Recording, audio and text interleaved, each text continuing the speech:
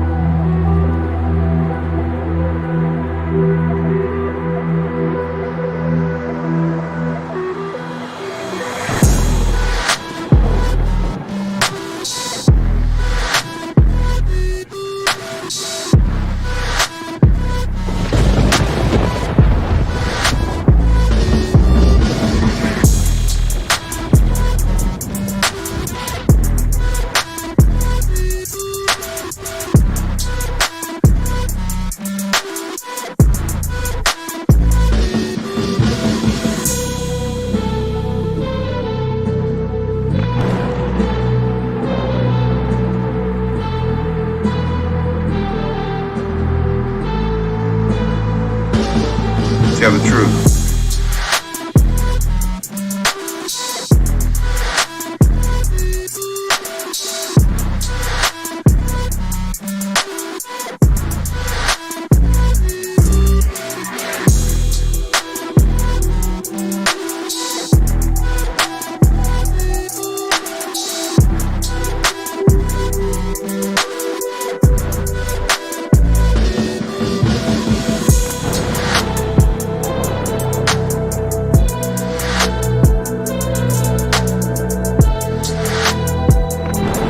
Tell the truth.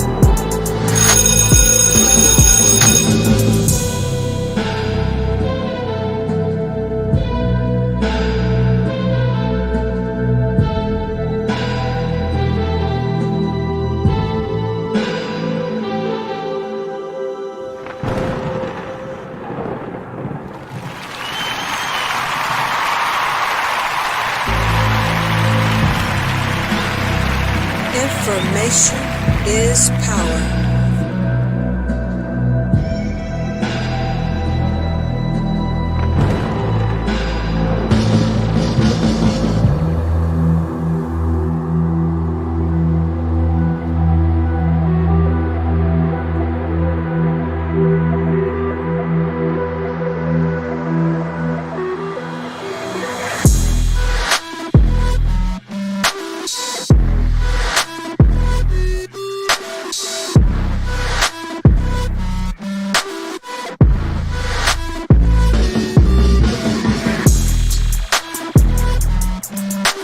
BS3 Network is now on Roku TV, changing the way we listen to podcasts. Download today.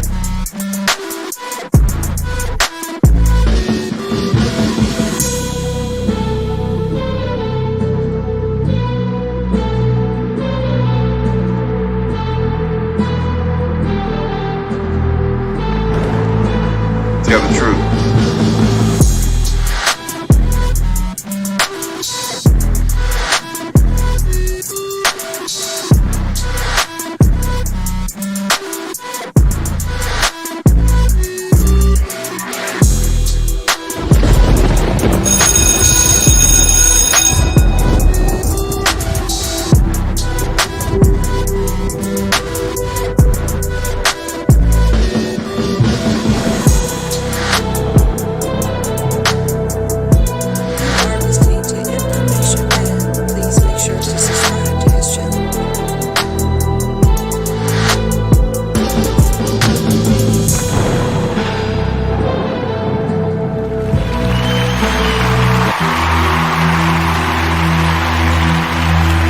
Information is power.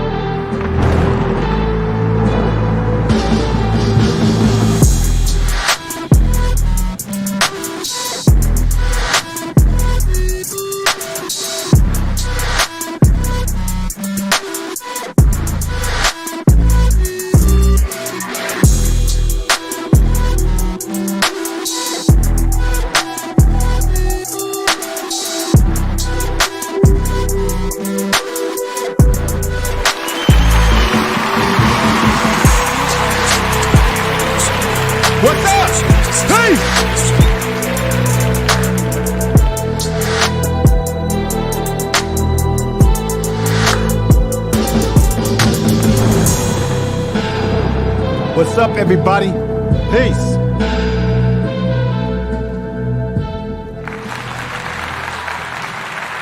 Peace, everybody. Peace, everybody. Peace, everybody. Peace. I just want to say to everybody out there in the chat room that's coming in, thank you for being here. Thank you for taking the time on your Sunday out of your weekend, with your family to watch this program. I am definitely appreciative of everyone that's in the chat room, everyone that's watching in the clouds, watching afar. I want to say peace to everybody out there who may be watching on Roku TV. As you know, I'm part of the BS3 package here on Roku TV. You are now tuned to BS3 Network. And I want to thank everybody out there BS3 from that. Network, changing the way you listen to podcasts. All right there, changing the way you listen to podcasts, ladies and gentlemen. Appreciate that. So peace to the BS3 Network and everyone listening out there on Roku TV, as well as those that are watching either on Twitch or either you're watching in Facebook right now. And of course, to my great crowd out here in the Facebook, on the YouTube, let me say this, let me correct this right now, the YouTube world. Definitely appreciate you. What I want to do today is I have a lot of material to go through with you all about the situation in Holmesburg, Philadelphia, Pennsylvania prison. Let's do this. How many of you are aware of this story? Now, this story did break out in the news and several people in mainstream news. I got to give a shout out to my man, Rashad Ritchie, the Undisputed. The brother does great work over there on the Undisputed every day that he goes live. And I know him from WAOK, I think in Atlanta, I think that is, where he does radio work there. And I want to say shout out to everybody there. I want to say shout out to, once again, folks in New York, Chicago, Dallas, Texas. I want to say LA, Los Angeles. I know there's a hell of a lot going on in Los Angeles. And at first, I wanted to convene a panel discussion today to address what's happening in Los Angeles, or what has been happening in Los Angeles. But I just could not get away from this particular subject matter because I just think it's very important for us to go over it. So maybe at some point in time, we can have a panel discussion about this whole thing around black and brown coalitions, which I'm telling you right now, it does not exist. Of course, we had the debate between Raphael Warnock and Herschel Walker. I'm going to tell you something right now. Herschel Walker is dumb as all get out. He gets up there with his Chuck E. Cheese badge, or his toy badge. I mean, it was really crazy. And they both have problems. They both have problems with honesty. Raphael Warnock was asked about the situation about people being evicted, and he didn't really answer the question. He just got away from it. So what you have here is you have a really bad candidate in Herschel Walker, and you have another candidate in Raphael Warnock who's really not a good candidate. And I'm going to tell you why. Because he can't even knock off Herschel Walker, who talks like he's got marbles in his mouth, who can't talk, has lied. His son came out and told on him. And also, this is the man that put a gun up against a woman. So both candidates are weak. Herschel being the worst of the two candidates, but both of them, if this is the best that the Democratic Party has to offer, they're in a lot of trouble if this man can't even knock off Herschel that easy. So I just want to touch on that just briefly and get to this whole situation about the prison in Holmesburg, Philadelphia. So how many of you in the chat room, to get back on subject matter here, have heard about the prison in Philadelphia, Holmesburg, Philadelphia, by putting a 7, let's go with a spiritual number, by putting a 7 in the chat room? How many of you have actually even heard of this prison and know or aware of the horrific experiments that's been going on there for a number of years? Put a 7 in the chat room if you are aware of this situation, or that, maybe you just heard of the prison, but you're not aware of the dirty details that have been going on in this prison.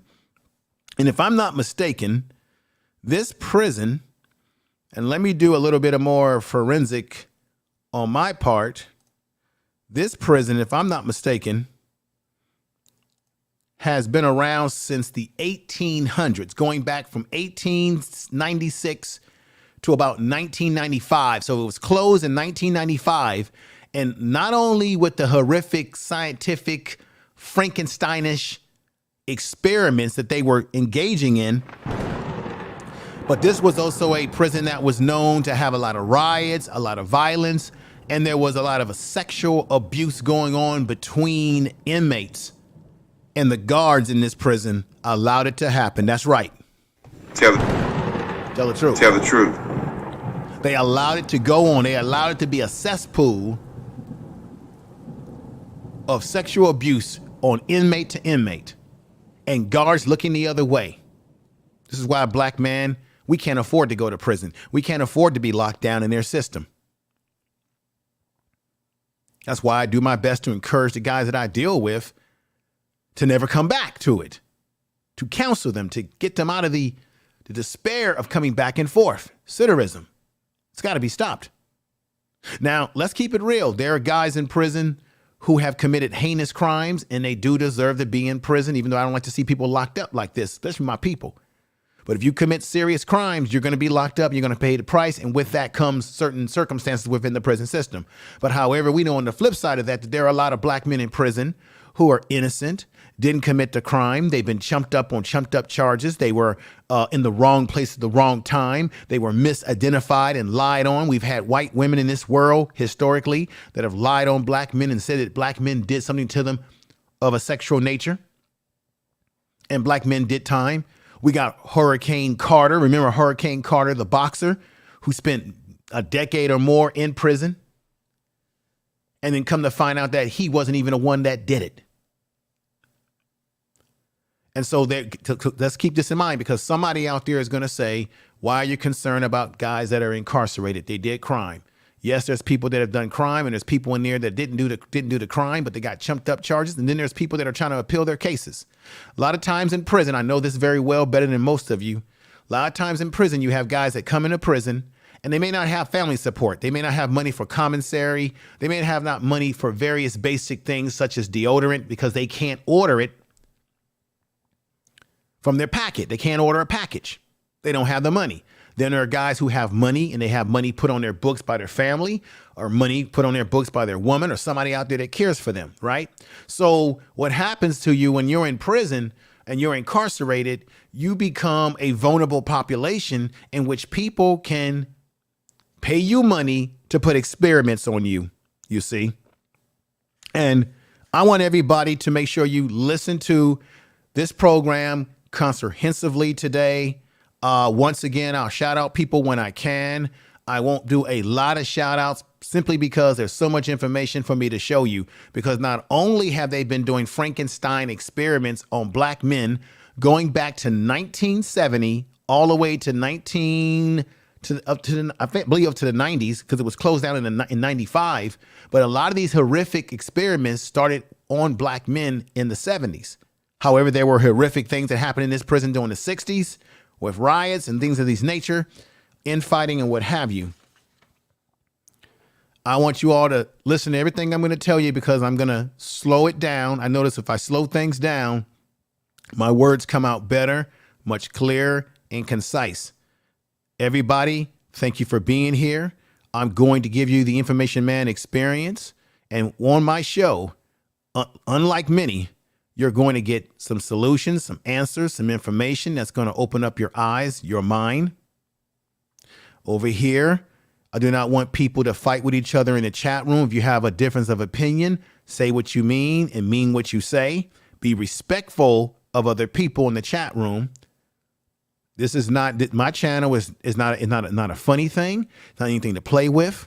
This is not a channel where we talk about the low-hanging fruit issues that do not matter. I had a video I showed you that black people in Los Angeles, California are being gentrified, and our power, that of lack of power, is being marginalized further and further away. Black people are becoming a disappearing act in California in terms of our power and our numbers.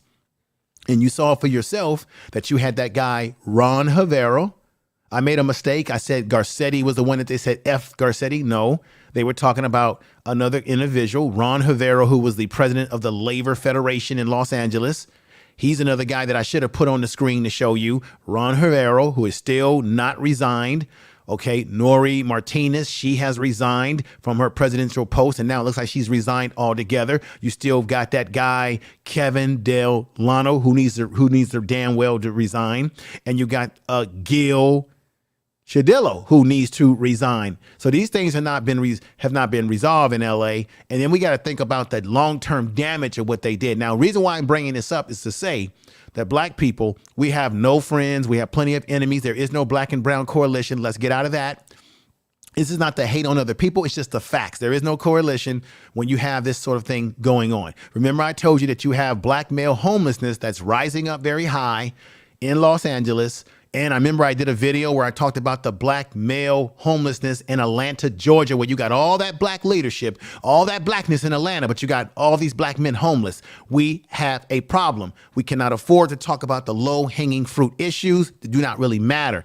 This whole black male and black female battle is obsolete. And I don't give a damn what anybody thinks out there on these YouTube streets. I'll tell you in your face. I'll tell you on your damn panels. I'll tell you every damn day of the week, 7 days a week. It's an obsolete conversation.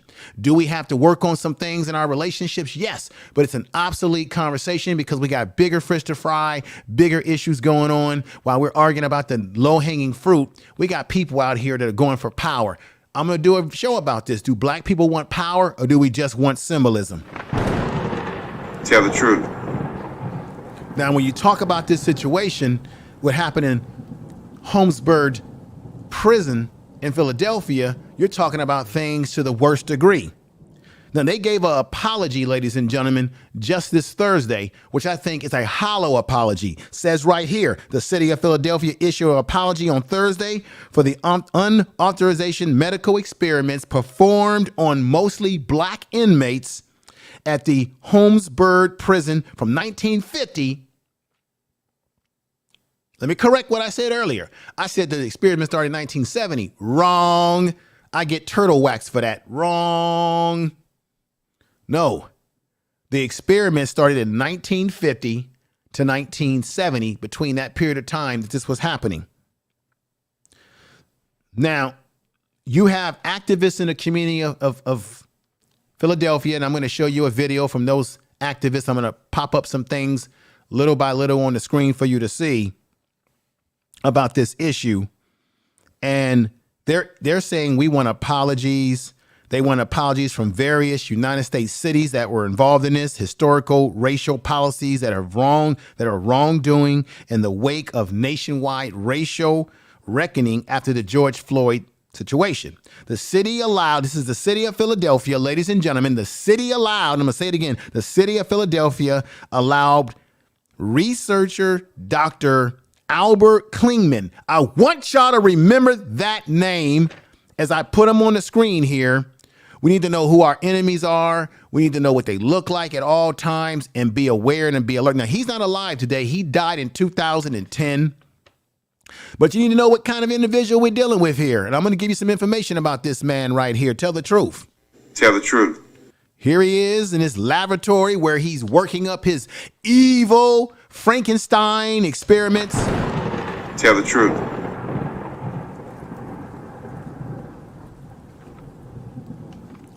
Penn must cut ties with Dr. Albert Kligman, who conducted unauthorized human research on black men. There he is right there, ladies and gentlemen. The city of Philadelphia and the University of Pennsylvania research Dr. Albert Kligman conducted dermatological, biological, listen to me now, biological, pharmaceutical experiments that intentionally exposed about 300 inmates to various fungi. Let me break down the list for you of these fungi. This son of a bitch. I'm tired of it. I'm tired of it, folks. I'm tired of it. This son of a bitch. I'm going to say it. This son of a bitch right here you see on your screen. He exposed these black men, 300 inmates, which the majority of them were black men. And I'm gonna let somebody know right now. Let me show my face. I gotta let some of the mully mouth individuals out there know. Ladies and gentlemen, listen to me very clear. Any black person, man and woman on YouTube, any social media and off of social media that says that black people in America who are lineage here do not believe, let me correct this, do not deserve reparations. Any black person who says that we do not deserve reparations, that we should not fight for reparations, we should not be able to do this and do other things that we need. Black people can skip rope, jump rope, chew gum at the same damn time that we do every damn thing else. So you can still go to school and get education. You can still fight for open up businesses. At the same time you're fighting for reparations, you can still do all those things. But any mealy-mouthed black person out there who tells you that black people do not deserve reparations when we have these experiments going on in this country, let's take it on back to this book right here. This is very important, ladies and gentlemen. Make sure you get this book called Medical Apartheid, the dark history of medical experimentation on black Americans from the colonial time to present day. Any suckers out there talking about we don't deserve reparation, ladies and gentlemen, you should not associate with people who talk that way. You should not want to be in their presence. You don't even want to deal with them, because those are the type of Negroes that you see on the Django Unchained. They are the Steven Negroes who will cry and hug the so-called white master when he dies, while we as the field Negroes say we're glad he's gone. They're the ones that pray for him to be alive. These Negroes would be traitorous to us if we were living back in those days. Check out this book by Retin-A Washington, Medical Apartheid. Have we forgotten about the horrific experiment of the Tuskegee experiment of what happened to these black men right here? Those are actually black men from the Tuskegee experiment that you see on the screen there that were manhandled in a way with the scientific racism, as we call it, scientific racism, giving these men, watching these men suffer with syphilis because they wanted to see, and the government was involved in this, they wanted to see how these experiments, syphilis, how it breaks the body down. So what they did is they failed to give them the antidote. They failed to give them the vaccine to cure them. They just simply wanted to let them fall out and see how they broke down. And just like that Steven character that I spoke of, folks, it was I hate to say this to the ladies out there, it's no hate, but it's just the truth. It was a black woman. See, you can have sellouts that come in both sex, women and men. It was a black woman who led them to this nonsense, led them to this experiment, because once again, just like they did with these guys in prison, they give them a little bit of money. Okay, we're just going to give you an experiment, make them think that they're curing something in them when they're not curing anything in them. So these are some of the original black men who were experimented in the Tuskegee experiment of many years ago. This is why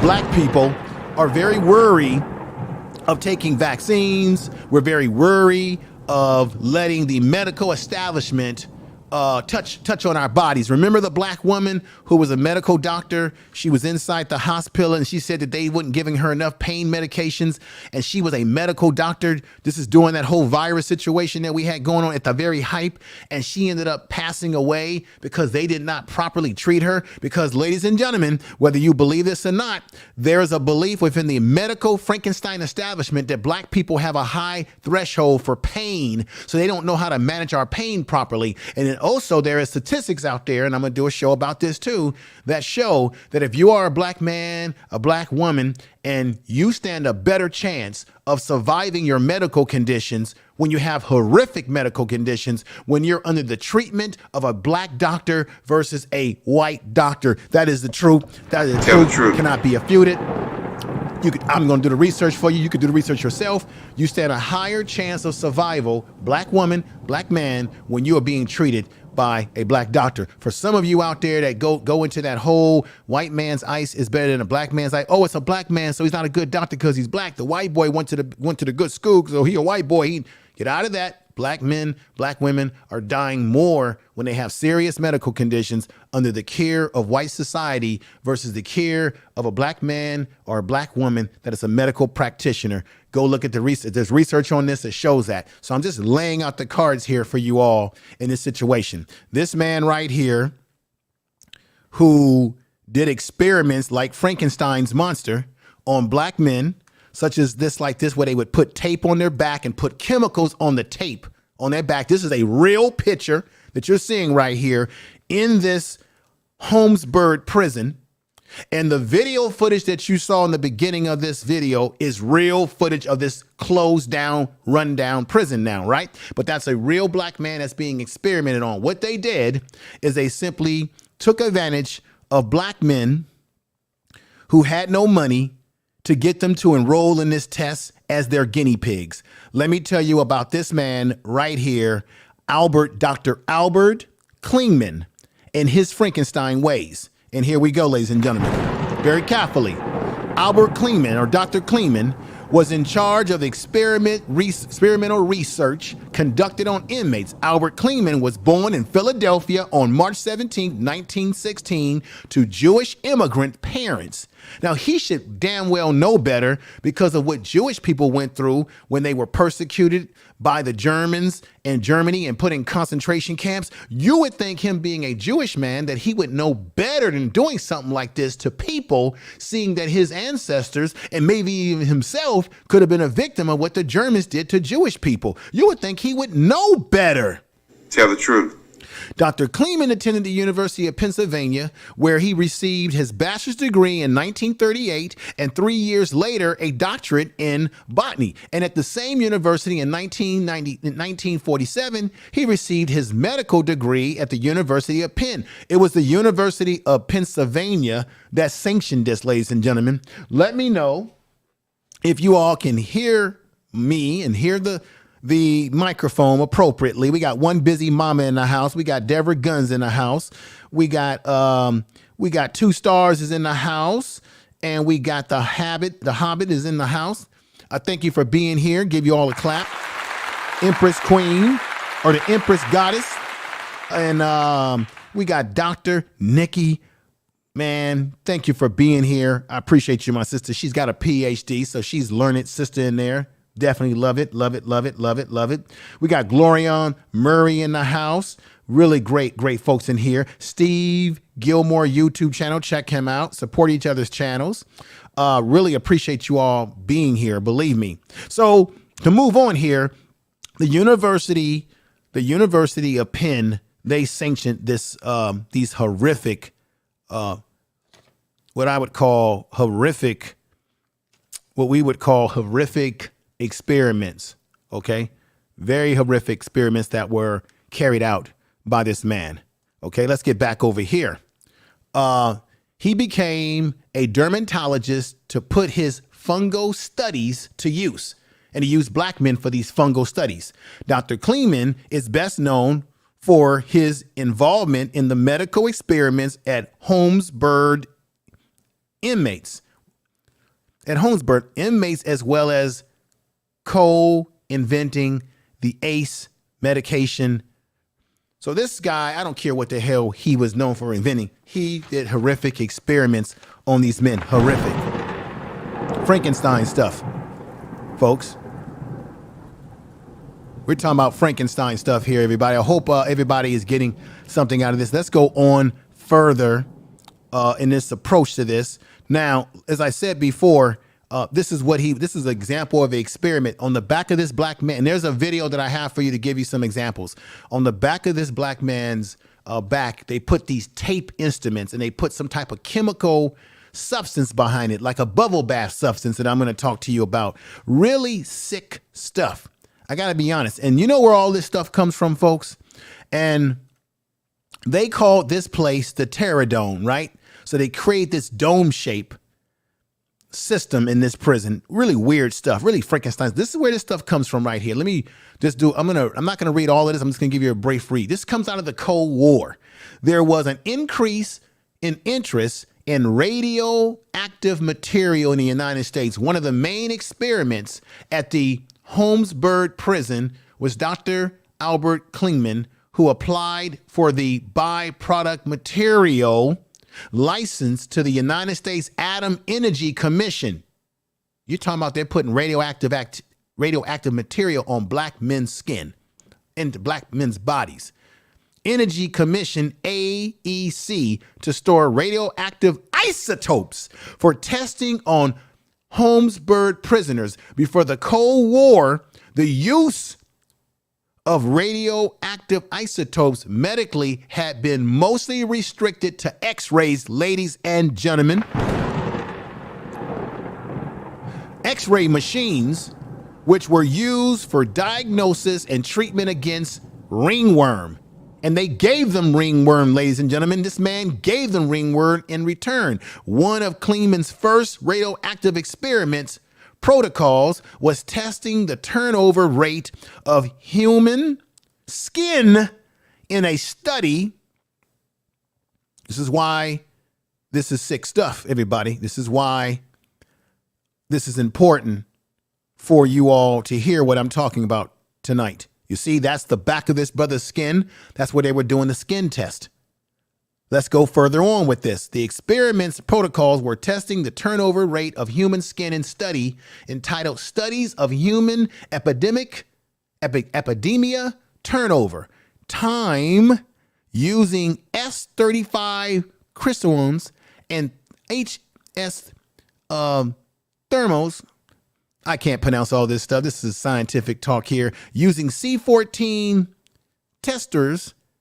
This is crazy stuff. In these studies, human skin was radioactively labeled were radioactively. You hear what I'm saying? Radioactively like that.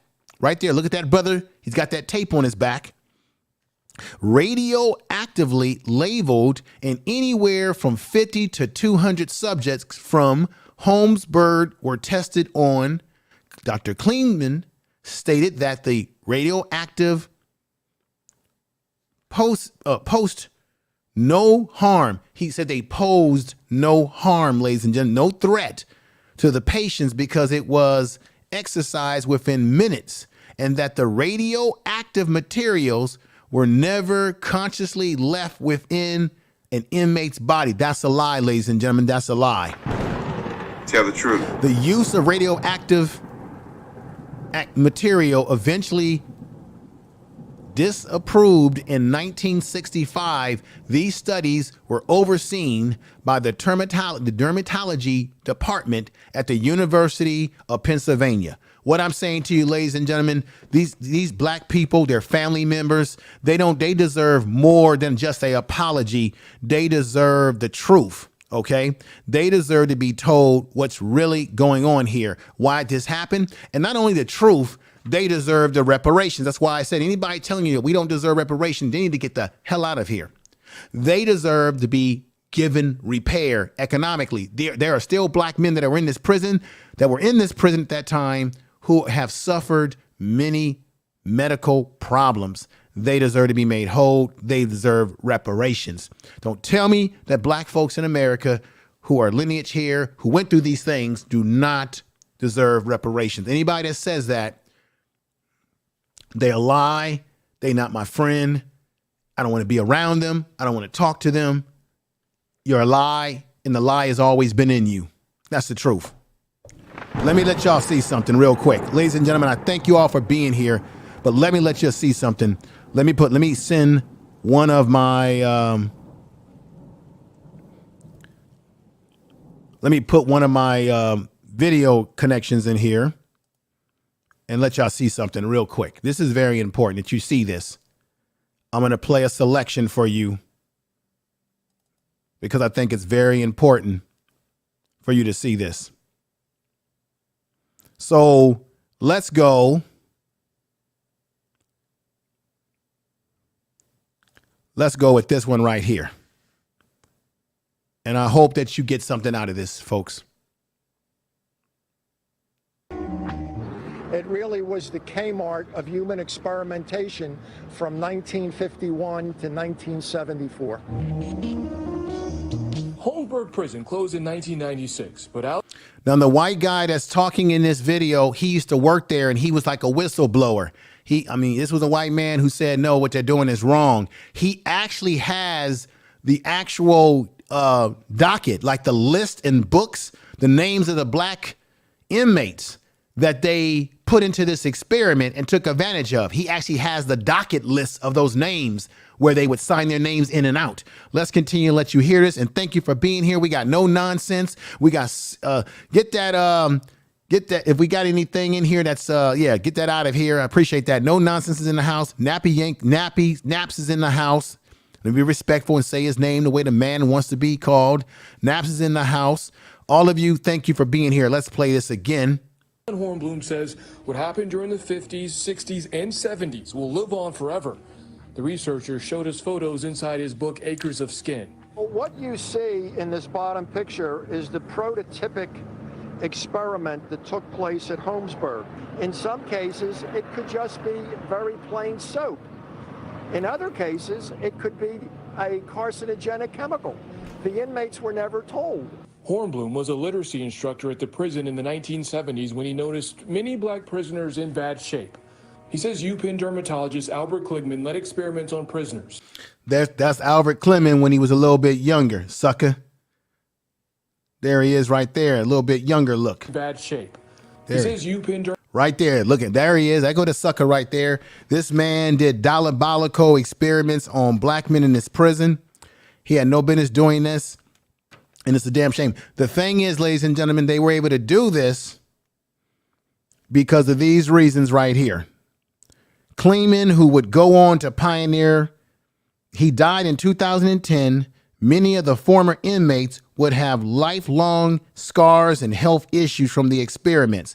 Mainly the reason why they did this is that the vast majority of Kligman's experiments were performed on black men, many of whom were awaiting trial and trying to save money for bail, and many of whom were illiterate and had no money. So when they offered $30 or $20 for them to do these experiments, they jumped at the chance because they needed money, because they had no commissary money. They had no money to pay for their lawyer or to get their legal situation together. They were trying to get money to get the hell out of prison, and he took advantage of them. And not only was it Dr. Kligman that took advantage of them, but the city of Philadelphia, Pennsylvania, and the University of Penn. And they're sitting up here giving black folks apologies today. No, black folks today, those black people who are affected by this and their family members, they need reparations. They need the check, baby. Cut the damn check. They need money, honey. Money. I don't want to hear about apologies. Where is the damn check, Penn University? Where is the damn check, the city of Philadelphia? Where are the checks? Dermatologist Albert Kligman led experiments on prisoners. The inmates were paid $1 a day, but it cost them their health. For his book, Hornblum spoke to Dr. Kligman before he died in 2010. He thought what took place here was fine. According to his observation, the inmates were treated fairly. Philadelphia shut down the experiments in 1974, 2 years after the Tuskegee syphilis experiment made national headlines. But the damage to the former inmates was already done. They have lots of fears and regrets. They never really learned what they were testing or being injected with. Almost a half century later, a survey shows 53% of blacks view medical scientists positively compared to whites and Hispanics. I'm not surprised at all. Dr. Ayla Stanford heads the Black Doctors COVID-19 Consortium, a group of predominantly black doctors who offer free testing in Philadelphia's low-income neighborhoods. Black communities in Philadelphia have a disproportionately high number of COVID cases and deaths. The consortium is working to break down the walls of mistrust among African Americans. But you actually listen to what they're asking and you show them the testing kit. You demonstrate how it's going to be done. And Dr. Stanford says black doctors only make up 5% of all physicians in America. So educating white doctors about black health care is crucial. You have to acknowledge what your own implicit biases are when you see a 6'5" African-American male come into your office. In Holmesburg, Brandon Hudson, NBC 10 News. All right, ladies and gentlemen, this is where I disagree. Where I disagree is that, no, what you need is a black doctor, a good black doctor. I'm telling you, I'm going to do a show about this. If y'all don't believe me, I'm going to do a show about this. When your life expectancy under the care of a black doctor, when you have very serious conditions that can be life-threatening, is you have a higher chance of survival under the care of a black male doctor or a black female doctor, a black doctor who is competent, of course, right? Than you do under the care of a quote unquote white doctor. I'm just giving you the facts. What they said in there was true, but the one area they should be saying is black people, let's look at the statistics, get yourself a black doctor. Get you a competent doctor. Let me say that, a competent doctor, but get yourself a competent black doctor. Your life depends on it. Once I do that show, I'm going to blow you away with the information. This is why I do what I do over here. Let me repeat to you again what this man did to these black men. He gave them herpes. He gave them radioactive isotopes. He gave them LSD. He gave them fungus. He put asbestos on them. Asbestos will kill you. They do asbestos inspections at our jobs and our homes all over the place to make sure it's safe, right? He gave them chemical agents such as dioxin, which is a byproduct of Agent Orange. Agent Orange is something that they had in the Vietnam War when you had men come back home and were impacted by Agent Orange and got cancer and died. This is Dr. Albert Kligman. He died in 2010, and he was highly recognized at Penn University. They had him on their honors board. Now they took him off their honors board. They don't want to recognize that part of their history. No. Black people in Philadelphia do not need to be given just apologies. They need to be given money. Let's go to the next thing for you to see here. I'm going to play another video clip because I think it's very important that you see the next situation very closely and very concisely right here. Here we go, ladies and gentlemen. Here we go. You're listening to the Information Man Show. An apology from the city this week. Activists are demanding that more be done after inmates, mostly black men, endured harmful experiments at Holmesburg Prison. Eyewitness News reporter Marcela Baeta was at a vigil today and has more on the trauma impacted families are experiencing from tests done decades ago. My family was destroyed. Adrienne Jones-Alston is angry. She says she still remembers the scars on her father's back. That's Leodius Jones. I'm going to talk about him. Right behind these walls, where my father, Leodius Jones, and countless other inmates were human guinea pigs. From the 1950s to the 1970s at Holmesburg Prison, Jones-Alston says her father was among the inmates subjected to unethical experiments, exposing them to harmful chemicals, viruses, and other substances. 2 days ago, Philadelphia Mayor Jim Kenney apologized, saying the men endured inhumane and horrific abuse. Alan Hornblum, who has written 2 books about the experiment, says more apologies are needed. We are now looking at city council, and we've been given signs. Now, that's the white guy that you saw in the other video. He's a little bit younger than the other video who brought this to the format. And I give him a clap for doing that, okay? Right? He exposed some things. He had the ledger. That's what it is. That's what I should have called. It's called a ledger. He has a ledger of names of black men who signed in on this experiment, and he exposed this. So I got to give him that kudos. But no, we need those black people in Philadelphia, Pennsylvania, who had family members in that prison, don't need just apologies. They need money, honey. Money, money, money, money. Money, money, money. If we ain't talking money, then you ain't talking about a damn thing. They need money. They need to be made whole like you do everybody else. When Jewish people were experimented on in Nazi Germany, and when they were harmed, what happened? They were given money. They were given a reparation, okay? When Japanese people were put in internment camps here in California and were harmed in some kind of way, they were given money, restitution. Why is it when black people are being harmed and you still got the living descendants of that harm and the living that were harmed that are still living, like her father who's 74 years old, Leodius Jones? Why is it that the governments in this country, whether it be the federal government or state government, nobody wants to talk about cutting a check for us? What's up with that? All we get is this reconciliation bullshit. Let's continue on. Information Man Show here.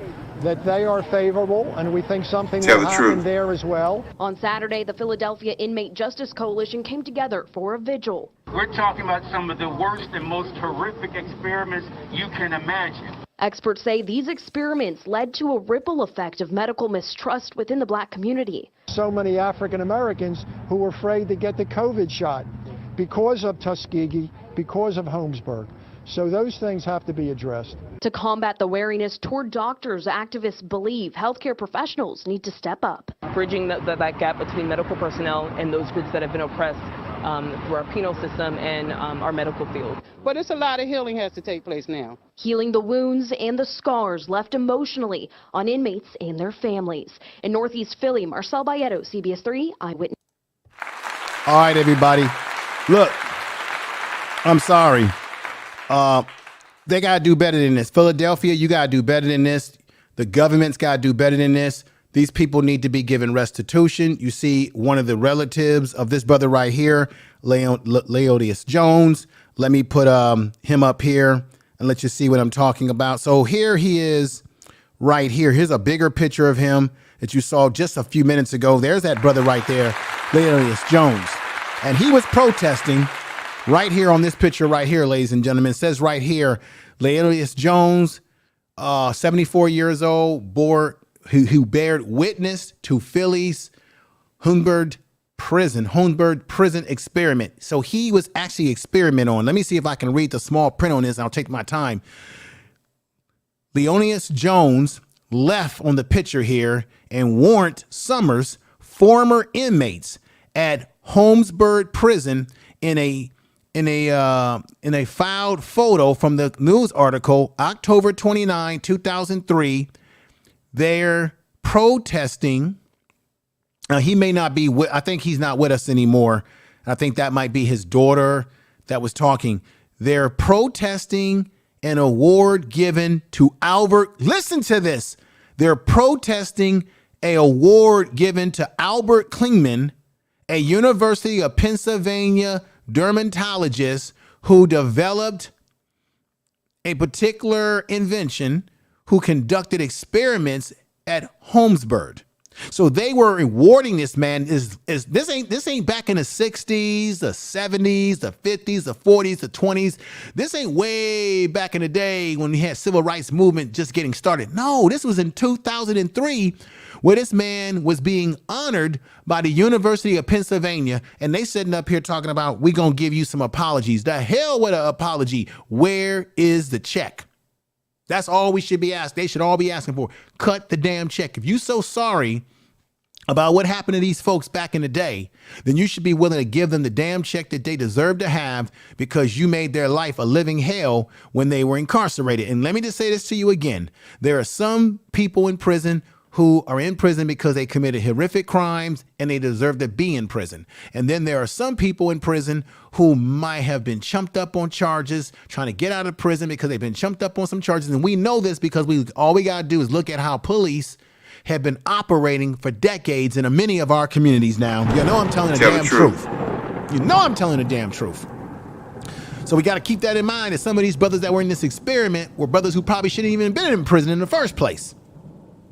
So that's Leodius Jones, who back in the day, as you see him here on a bigger screen, was a victim of Dr. Albert Kligman. And he's walking around living his best life. He died in 2010. And the University of Penn is just now taking down the things that they were honoring him with. So that tells you right now, black folks, nobody care about us. All this people of color stuff, y'all need to leave that in the garbage can and focus on what black people need to do. And our main focus should be power dynamics, nothing else. All that gibberish talk about the talk around relationships in terms of black man and black woman in a battle with each other, that's obsolete conversation. We can't afford it. While we're talking that conversation, other people are playing chess and strategizing how to get our ass out of the box. I'm also going to talk about this brother right here who was in an article. This is Brother Youssef, and he is a little bit older now, but I got some video of him actually describing what they did to him by putting those isotopes on him. This is horrific stuff, folks. This is nothing to play with. I'm not here to play games today on this program with anybody. Let me put this right here for you to see something too, folks. This is very important. It was the site of controversy, decades-long dermatologist, pharmaceutical, and biological weapon research project involved in testing on inmates. The experiment and the research conducted pioneers soon influenced ethical standards that are used today in modern research. Creation of the Nuremberg Code with the rule of informed consent. So this situation opened the door around the issues of conformed consent. Are you informed before you can give consent? A lot of these inmates were not very well informed. A lot of them were illiterate. Maybe some couldn't read. Maybe some could read, right? But a lot of them were doing it out of the desperation of needing the money. Okay, right here. Check this out. Let me read this here. Informed consent was drafted based on the case, as well as several others like the Tuskegee experiment in Alabama that I spoke of earlier. The prison is also notable for several major riots. That's Holmesburg Prison in Philadelphia, several riots in the early 1970s, as well as a report released in 1968, the results of an extensive 2-year investigation by the officers of Philadelphia Police Commissioner and the District Attorney of Philadelphia, documenting hundreds of cases of the word R. What I mean, I'm not going to say that word. You know why I do that? But you know what that word R meaning there was sexual misconduct of inmates on inmate sexual misconduct of the R nature, the R of inmates. Okay? If y'all want to check out that book that this guy created, that book is called The Ace of Skin, Human Experiments at Holmesburg Prison. Okay? So this is something you might want to research, look into. This man was responsible. I'm emphasizing this man because he was the man doing these horrific experiments on these brothers in this horrific prison here. And you see this right here like that. The horrific experiments that have been going on in this place for years. And they call that the Terror Dome in the middle right there. Let me go into another area that needs to be talked about in this scenario right here. And that is right here, as I said, about the university, ladies and gentlemen. The University of Pennsylvania, a private concern, operated a large laboratory in this prison called the H Block. Now, what I want to do as I show you this, I'm going to put that back up there like that, ladies and gentlemen. I hope everybody in the chat room is doing fine. Tupac Shakur's in the house here all right now. The real Aaron Collins is in here. Nikki Divine Perfection is here. Robertson is in the house. Thank you for being here, my brother. George Makem Experience. Black Power to the whole. George, stick around, brother, because I may need to bring you up on the panel to have a discussion because you are from Philadelphia. You know the lay of the land. And I want to pick your brain because you may know some gritty details that I may not touch on tonight, but I'm touching on it, baby. And I want you to stick around. I heard about what happened, the situation, that happened with you. I have a lot of sympathy, empathy for that situation that took place. I don't appreciate what took place because I know you always tell the truth. So George Makem, who has a beautiful organization called Urban Nerds Worldwide, y'all need to connect with him. And I'm going to be connecting with you, George, because I have a very special situation that I want to tell you about. So I want to get you on the panel because I have something that I want that's going to bring money to your organization that I want to connect you to. A brother who wants to give you proceeds from some of his writings that he's doing that I had on this channel. So I need you to stick around so that when I drop that link, you come up board and we have the conversation.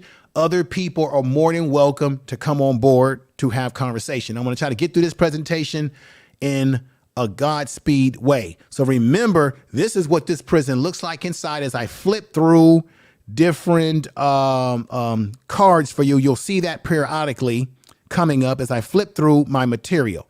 So that's the prison. It's run down right now, and you'll see it periodically as I periodically put things. So right here, the University of Pennsylvania private concern operated large laboratories on the H block of Holmesburg Prison, where they tested inmates' reaction to new medications, experimented commercial products like soaps, shaving cream. See, they would give them soaps and shaving cream. You're gonna hear one brother say, "Hey, I thought they asked me if I wanted $30 for a bubble bath." I said, "Hell, I need that $30. No problem. I'll get into a bubble bath." And they put bubble bath chemicals on his back. You're gonna see that in just a moment. So they would put chemicals in the soaps, the shaving cream, the substances, all the things that they sell to us. They want to experiment on these brothers to see if this reaction to it will work fine or not. Also, just so you know, when there are products that do not work well for us in America, they send those products to Africa and give it to black people in the continent so that they can use these defective products as well. That has been a history, okay? Now, lotions and toilet tissue and the prisoners are excellent human guinea pigs. 1, because they live under controlled conditions. 2, because they will submit to tests for a fraction of the fee that a free individual would demand more pay. Tell the truth. Tell the truth. Prison officials, because there is very little other activities for the prisoners because of the laboratory pays you 20 cents of the inmate's wages to the prison system. So the prison system is getting paid off of this. So they give the inmate $30, $20, 25 cents, whatever they're giving them. And the prison system takes a cut off the top of that money that's coming from the federal government or from a university like Pennsylvania University Penn, that's paying the endowment for these experiments. And then the prison system gets a cut of that money and give whatever they're going to give to the inmates. You see how the system works? You see how it works? The prison, because the laboratory pays 20% of the inmate's wages to prison system, have allowed the project to expand to the extent that it continues. It constitutes a separate government. Let me say this again. They have expanded this program during this time, ladies and gentlemen, when this prison was up and running from that 1950 to 1970 that they were doing these experiments. It created a separate government within the prison system. Within this prison system, because the wages, the system was actually expanding itself because of this money that was coming in that allowed these projects to expand and allowed a separate government system to operate within the prison is what I'm really trying to say to you. Tell the damn truth. Tell the truth. Let's get back over to here. All the inmates at Holmesburg wanted to get on the test because the prison standards, let me slow it right down. All inmates at Holmesburg wanted to get on the test because by prison standards, they could earn a fortune just by wearing a chemical patch on his back. For example, a prisoner can earn $10 to $15 a week by participating in some tests that last longer in prison. For doing almost nothing will receive over $100 altogether. The Holmesburg inmate earns more than $250,000 a year from the project. Meaning if you're an inmate and you need money, you ain't got no commissary, you don't have nothing, they took advantage of a population that had no choice but to participate due to the economic burden. Just like when you look at the black community and you have black people who get involved in crime. What creates crime? The lack of education, the lack of opportunity, the lack of jobs, lack of training, the lack of an environment that is breeding you to be in the most positive way, to go in the positive direction. You can't create that. When you have environments, you look at Detroit, for example, when all those jobs in Detroit closed down and there was no job opportunity, no education, That's when Detroit took a turn. Prior to that, a black man could have a job at a factory in Detroit, and he could have 2 cars at home, have a home, and put his kids through school. When that got all taken away and it got broken up in all those Rust Belt and all of these northern states, the Flints of the world, the Detroits of the world, the Clevelands, Ohios of the world, then when all that stuff got taken away, that's when you start having these problems. Same thing in this prison. When you take away the opportunity to do things, for prisoners to do things that are more positive than engaging in experiments, you could take advantage of them, and they'll do anything. And just in the black, and just the same as some of our black communities, you will have black men that will engage in selling drugs, not because they really wanted to sell drugs, but because maybe they had no choice, because they had no other opportunity, and that's all they knew, and that was all that was in the environment. These are just the things I'm trying to say, folks. I hope you understand what I'm saying. Tell the truth. Press a 1 in their chat room if you understand what I'm talking about here. Now, let's go on here. Holmesburg inmates earned more than $250,000 a year from the project. A few prisoners ended up with scars and skin patches, all type of abrasions on their skin. But to these men, in the context of a person's economic situation, it seemed well worth it. It seemed well worth it for these black men to allow themselves to be experimented on and endure the side effects that were horrible because of the economics benefit that they were getting within prison. Unbelievable. So you can't employ us when we're on the streets. When black men are on the streets and we want to raise our families and take care of our wives and our women, you can't find a way to allow us to get employment. But when we go to prison, you can find all types of ways to put money in black men's hands. Do y'all understand what I just said to you? Do you understand what I just said to you? They can find all types of ways. Do you understand what I just said to you? They can find all types of ways to figure out how to put money in our pockets when we're in prison, incarcerated. But when we're out in the streets, they can't find any of this money to get us in school, to get us in job training programs, to get us in situations that keep us out of prison. We can't find these government funding. You don't see any university funding those kind of programs in the community. But when we're in prison, now all of a sudden they got all types of money for us. They got a whole bunch of $20 and $30 and this and that. You see how twisted the world that we live in? You see how twisted this whole situation is? This is crazy. Tell the truth. That's the prison right there. That's the inside of this rundown prison at this particular time in the condition that it's in. Do you understand what I'm saying? Put a 1 in the chat room or 7 in the chat room. Do you understand what I just broke down to you? To save money, another way the operators of the project also use inmates as a laboratory assistant. Here it comes now. Remember I told you that they had riots in the prison system within Philadelphia, but they also had a serious homosexual activity within the prison system where they were allowing inmates to sexually abuse other inmates while guards looked the other way. And they had inmates who worked in this program who were working in the laboratory, and those inmates would get other inmates in the program for something called you give me sex. You give me this and I give you that, and you get this opportunity to get in this program and make money. So people can say, well, people were born to be gay or what have you. You do have social circumstances. People say that, but you do have social situations that can cause a person to become homosexual. In the case in prison, when you have black men coming out of the prison system and engaging in those kind of activities, the prison system in Philadelphia created a powdercade to make it possible for black men to engage in this type of behavior with each other in the prison. And then they bring it right on out of the prison when they come out because they allowed it to take place. They allowed other inmates that were bigger and stronger to prey on younger inmates who came into the system. Wait until I get to it. To save money, another way the operating of the project also used inmates as laboratory assistants. And the experienced assistant worked as an 8-hour day will get $100 a month.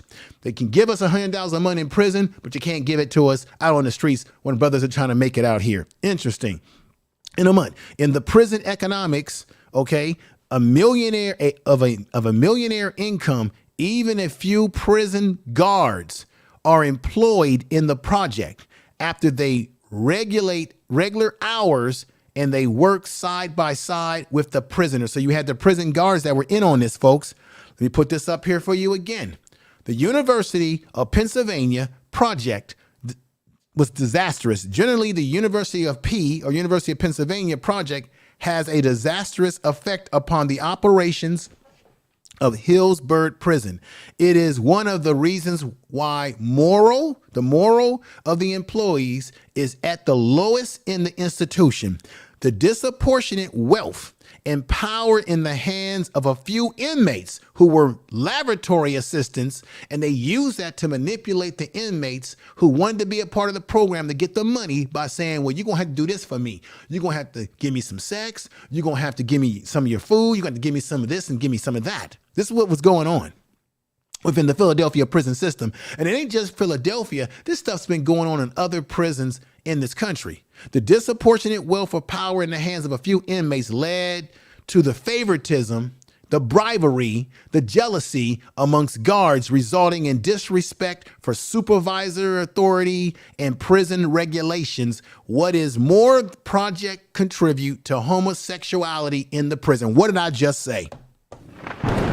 So I'm giving you a deeper context here, ladies and gentlemen. We're talking about they not only did experiments on black inmates, but those experiments led to a financial system within the prison that also led to the men preying on one another sexually as well.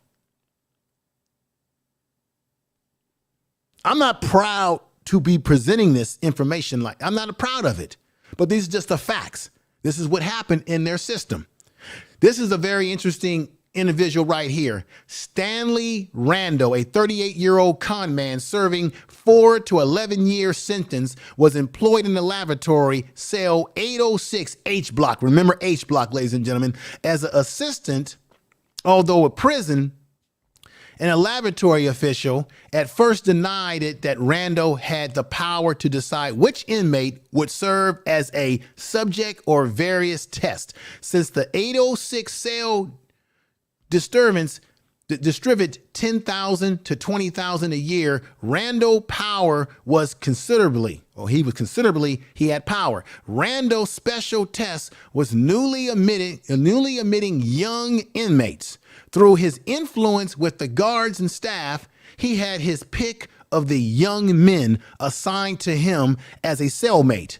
And for as long as he wished, when his victims moved in, Rando solicited them to engage in sexual acts in return for his giving them a standard stream of luxuries for getting them on the test. What was that test? The experiments at Holmesburg prison system. That's what I'm telling y'all, folks. That's what I'm telling you.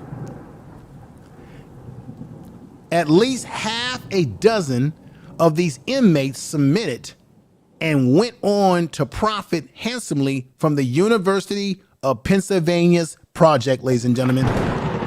Tell the truth. I'm almost getting through this part of my portion before I open up the floor for a panel.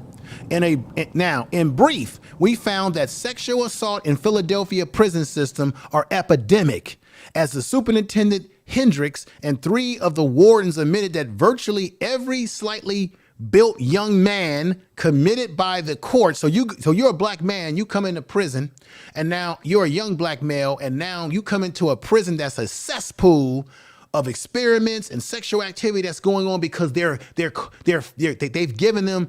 Let me say this. How can I say this? The prison system in Philadelphia, particularly this particular prison, they created a situation for this to go on. They allowed it to go on. They let it fester. They wanted it to fester. They want black men, these black men to come into prison and engage in things that they probably didn't engage in before, but the being locked up in close proximity to people as a man, not being able to hold a woman in your arms, to kiss a woman, to make love to a woman, not being with your wife. It created a situation that forged this sort of stuff. And this goes on in the prison system. We can't deny this, right? Now, as Superintendent Hendrick and 3 other wardens admitted that the virtually every slightly built young man committed by the courts to come to prison is sexually approached within a day or two after his admissions to the prison. And many of these young men are repeatedly, I don't want to use that word, they're repeatedly they're you know what I mean by that? They're repeatedly sexually abused by gangs of inmates. Others, because of the threat of gang sexual abuse, seek protection by entering into a homosexual relationship with an individual tormentor, the person that's been tormenting them. Only the tougher and the more hardened young men, and those few so obviously frailed that they are immediately locked up for their own protection to escape homosexual are. So you had young black men that were brought into this system, and they would fight and do whatever they can to escape being the victim of this homosexual attack on them, or this sexual attack on them. And this was all being fueled. No one's talked about this little part of it, ladies and gentlemen. This was all being fueled out of the scientific experiment that was being sanctioned by the University of Pennsylvania, by the city of Philadelphia, PA, and by the Holmesburg prison system, or Holmesburg prison, in them damn citadines that they got up there. This bullshit that you see right here, ladies and gentlemen, I'm not playing with y'all. I'm not playing with y'all. This place right here was a place of hell. That's what was going on in this place. It was a place of hell. Look at some of the old rundownness of this prison right now, ladies and gentlemen. Look at that for a minute before I begin to take to the next level of our broadcast. Tell the truth. You are listening to Information Man. Please make sure to subscribe to his channel.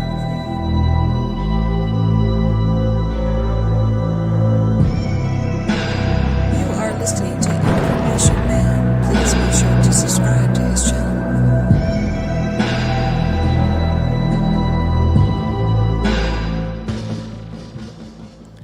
Although the top prison officials assured us that no inmate was permitted to earn more than $1,200 a year and that $400 were usually high in 6 months, Randall, here's that Randall character again, Randall presented cellmates had earned over $800. Recorded was held by a prior cellmate of Randall, who had earned $1,740 in just 11 months. When we asked the university project, which is University of Pennsylvania managers, about these high incomes, they told us they had never heard of any of these $1,200 a year, never heard of this $1,200 a year limit either, because that office had credited these high amounts to the accounts of Randall cellmate. This guy Randall, they let him run roughshod in here to allow the perpetrators. So you got perpetrators creating perpetrators in this system to perpetrate on other men. You see, the guards looked the other way. The ward didn't give a damn. The system. This is why black men, we can't go to prison. This is why we can't be in a prison environment. We cannot afford it. We cannot afford it. While y'all sitting up here talking about black male and female warfare, the real war is what's happening to black men in this system. The real war is, what are we doing to stop this process? What are we doing to make sure our young men and young ladies don't go to prison? What are we doing? We got bigger fish to fry. We need power dynamics. We got Latinos in this country, particularly in LA, as you heard, that are sitting up here carving up the city to push us out to the side. In Los Angeles,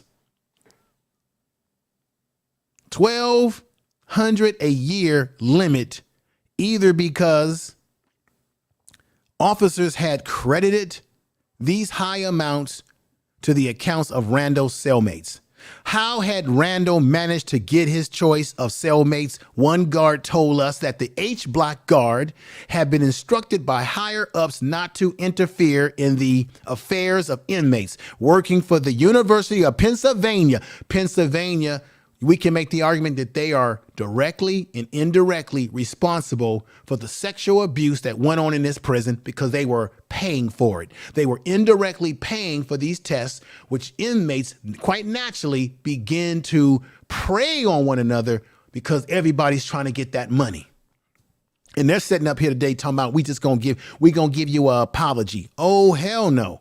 University of Pennsylvania, another guard reported he had received such instructions and said the guard received instructions not to interfere in inmate affairs. Where'd that come from? The higher ups, ladies and gentlemen.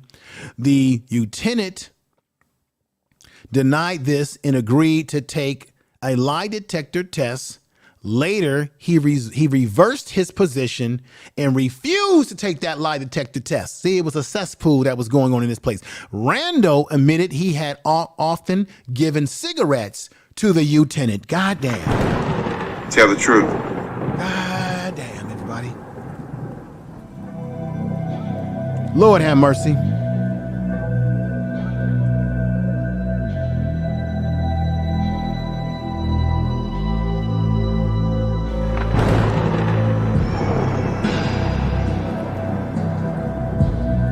All right, folks.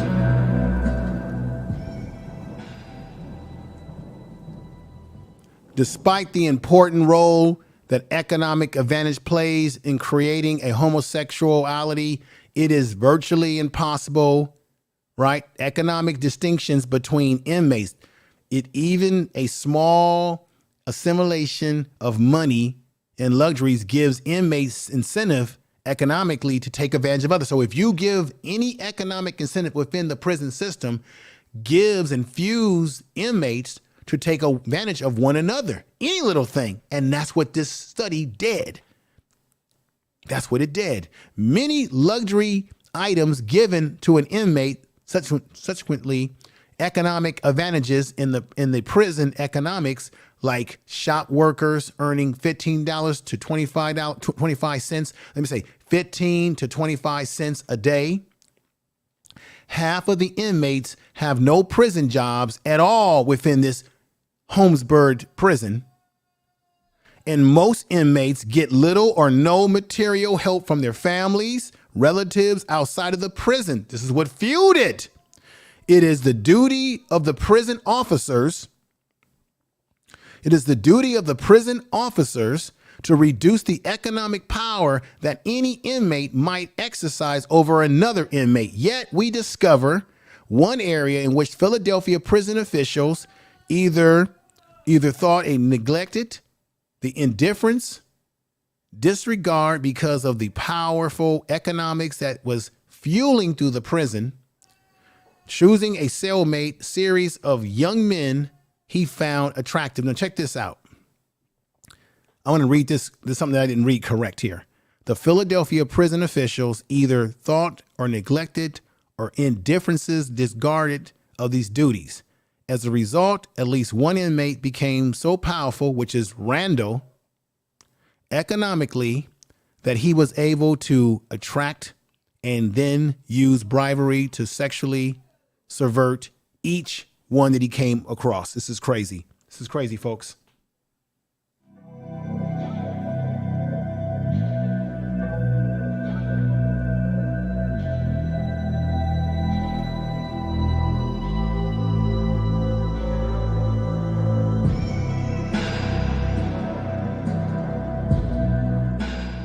Right here, as a result of the investigation, prison officials have relieved the powerful inmate workers of their position with the University of Penn project. They are also considered phasing out the project entirely. And that this is my last clip right here you need to see. Right here. Right here, folks.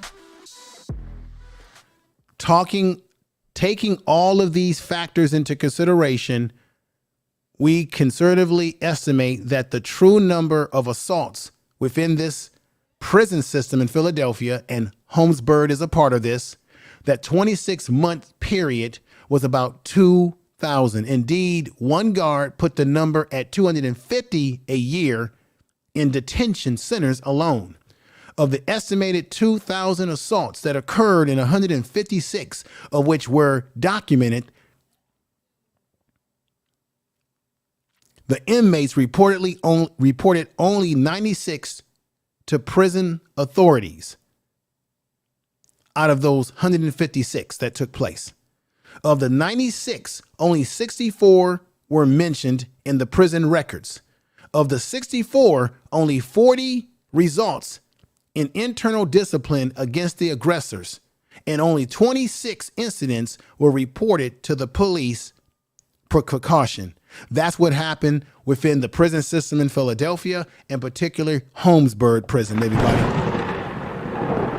I just want y'all to know about that.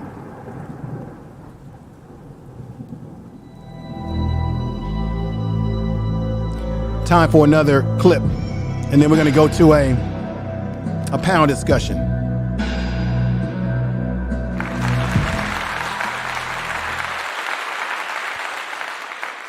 All right, let's go to another clip here. I want y'all to see something, another clip that's very important. This is going to be Brother Yusef telling his story about what they did to him. I hope I can find, here it is right here, folks. This one is going to tell kind of the story, and they're going to have some people enacting what took place. And then I'm going to open up the panel for discussion. Here we go, ladies and gentlemen. Here we go.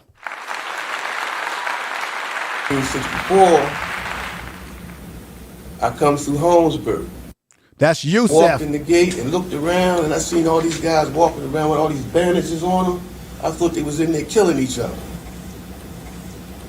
If you was in Holmesburg and you didn't have any money, you was in trouble. So this is a good way for them to administer the tests, and they would like coerce you to believe that they're asleep. Because like toothpaste tests, deodorant tests. So like I got on the bubble bath test, and my cell partner called one of the guys that was working. He said, "Look here, man, this is my homie, man. Hook him up with a test, something that's safe, simple." So he looked down the chart. He said, "Well, we got a bubble bath test, man. You know, that's." So he paid $30. You know, so I said, "Hook me up, bubble bath." that can't be too bad, you know. So they signed me up. So I said, "What do I do?" He said, "Well, in the morning when you get up and come back from breakfast, don't go to work. We're going to send a Passover for you, you know." So this is what I do. I wait on the block. About 12 guys lined up in that. Once again, this is fair use under 107-17, 107, fair use. You have the right to do criticism, to play videos, tapes, audio, video, with the goal of educating, doing criticism, parody, to do reviews. You have the right to do so. This is fair use. Tests. It was a lot of tests being conducted. So when I got my turn, everybody had to take their shirts. As I told you, they psyched me into like getting on a bubble bath. Now, you know, I didn't know what it was. I thought we was gonna just wash up with bubble bath. No, they sit you down on a stool and take a roll of Scotch tape, stick it on and pull it off, stick it on and pull off till the first layer of skin come off. And they did that in 6 spots, like the picture on the back of that book there. Then they take a gauze, square patch, and they put the bubble bath on there, and they stick it on that area and put tape on it. And they did that in 6 different areas of my back. Wow, you know, I say, "Well, what's up? What you doing this for?" They say, "This is so that if a person buys this product and they have an open sore and they go home and they get in this shit product to see if it'll cause a kind of infection or something like that, so that we don't want to get sued." Damn, it was so cold. Next thing I know, I could taste it coming all through it was like something was consuming my whole system, coming through my bloodstream, tasted in my mouth. You know, my eyes was burning.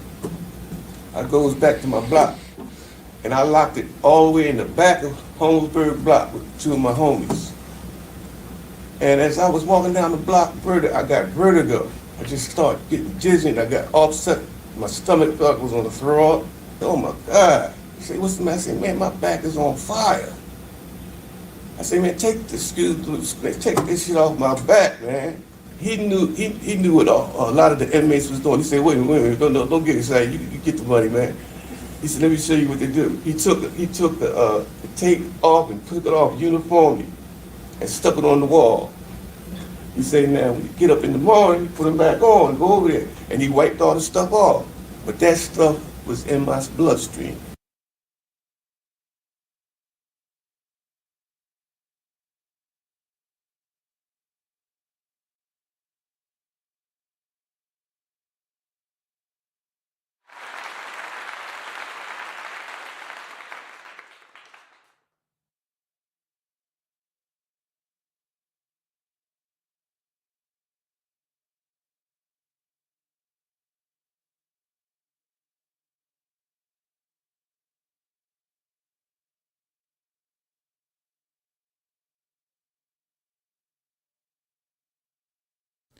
This is the brother right here, Brother Youssef.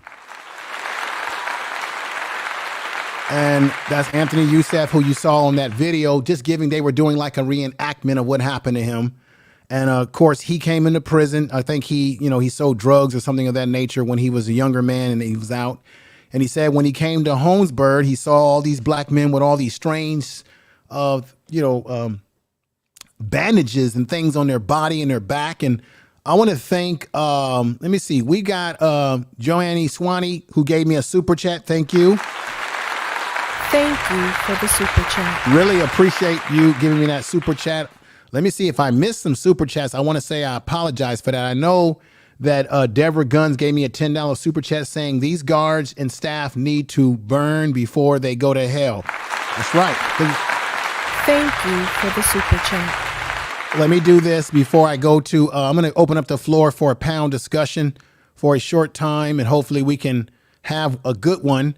But let me see if I can find a sister from my French sister from France who has a beautiful soccer channel. Here she go right there. Thank you for the super chat. Thank you for the super chat. Thank you for your support of the show, everybody.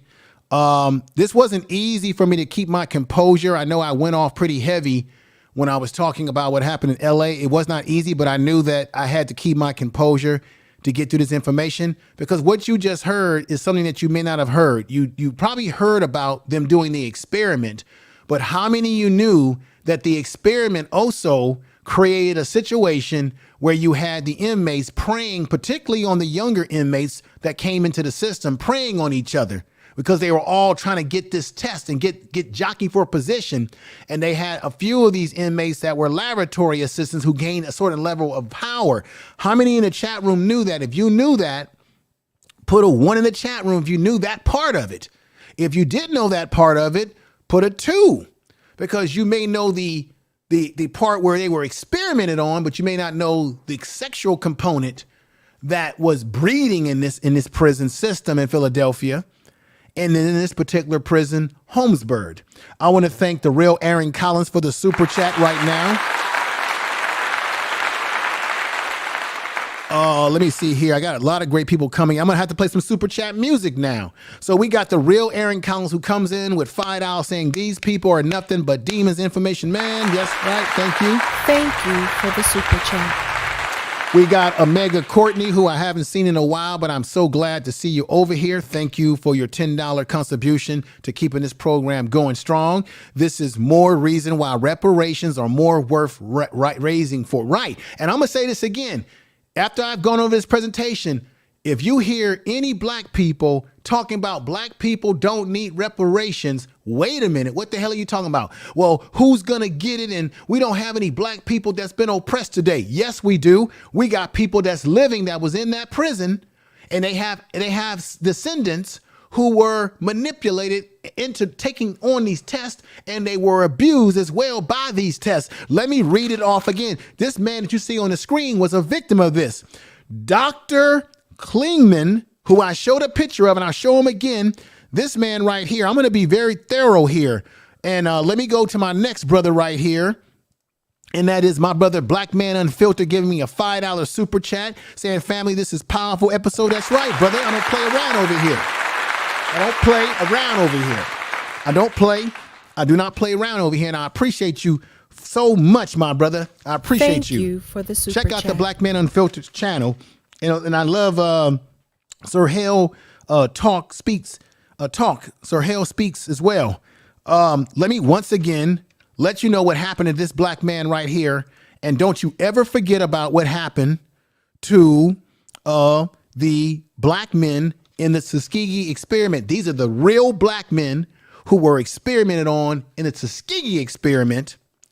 And you have this horrific experiment going on at this damn Holmesburg Prison in Philadelphia by this diabolical doctor here. I'm going to give you all phases of him. Here goes his ugly face right there.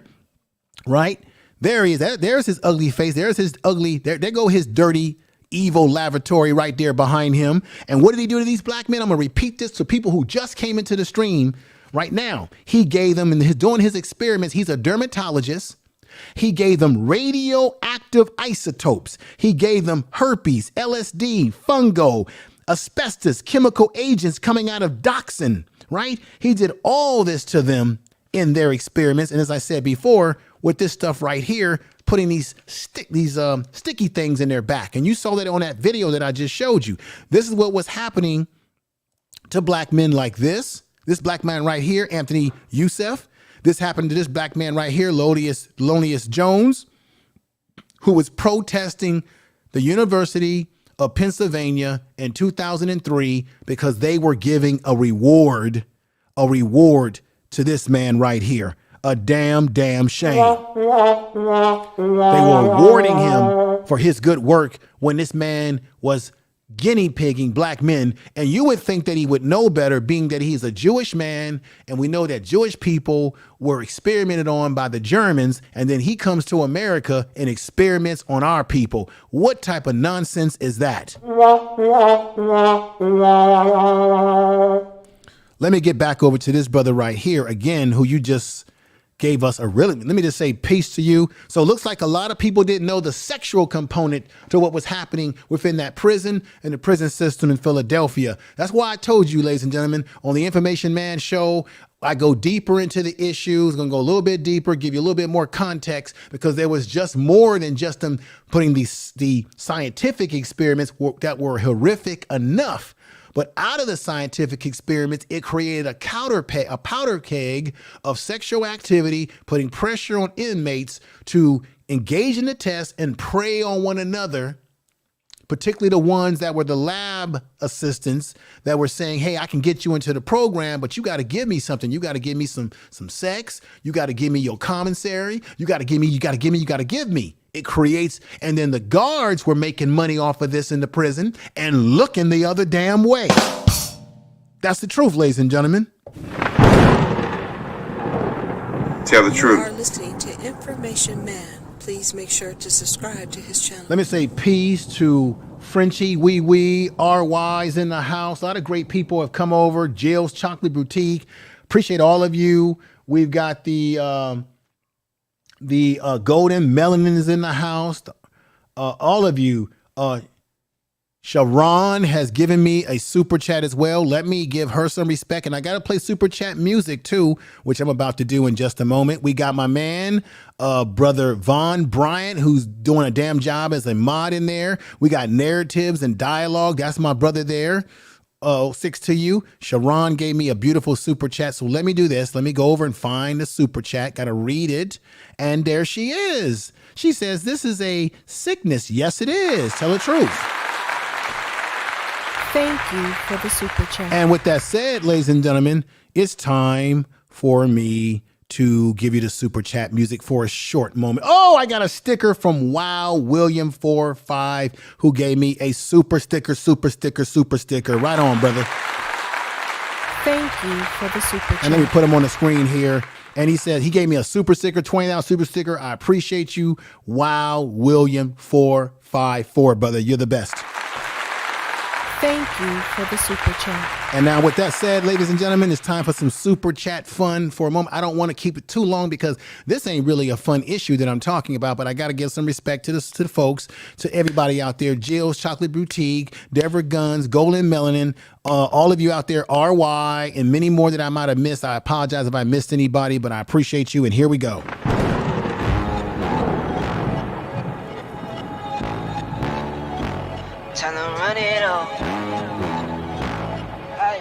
up. Yeah.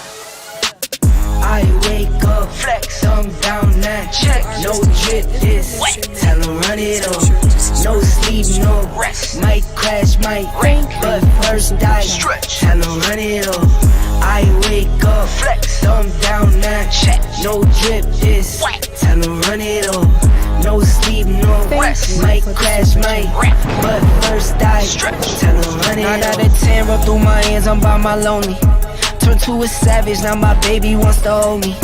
I love my fans, don't need no friends, I got my homies. Thought I could trust you, I find out you tried to zone me. I'm number one up on that court, I'm Nick McGrady.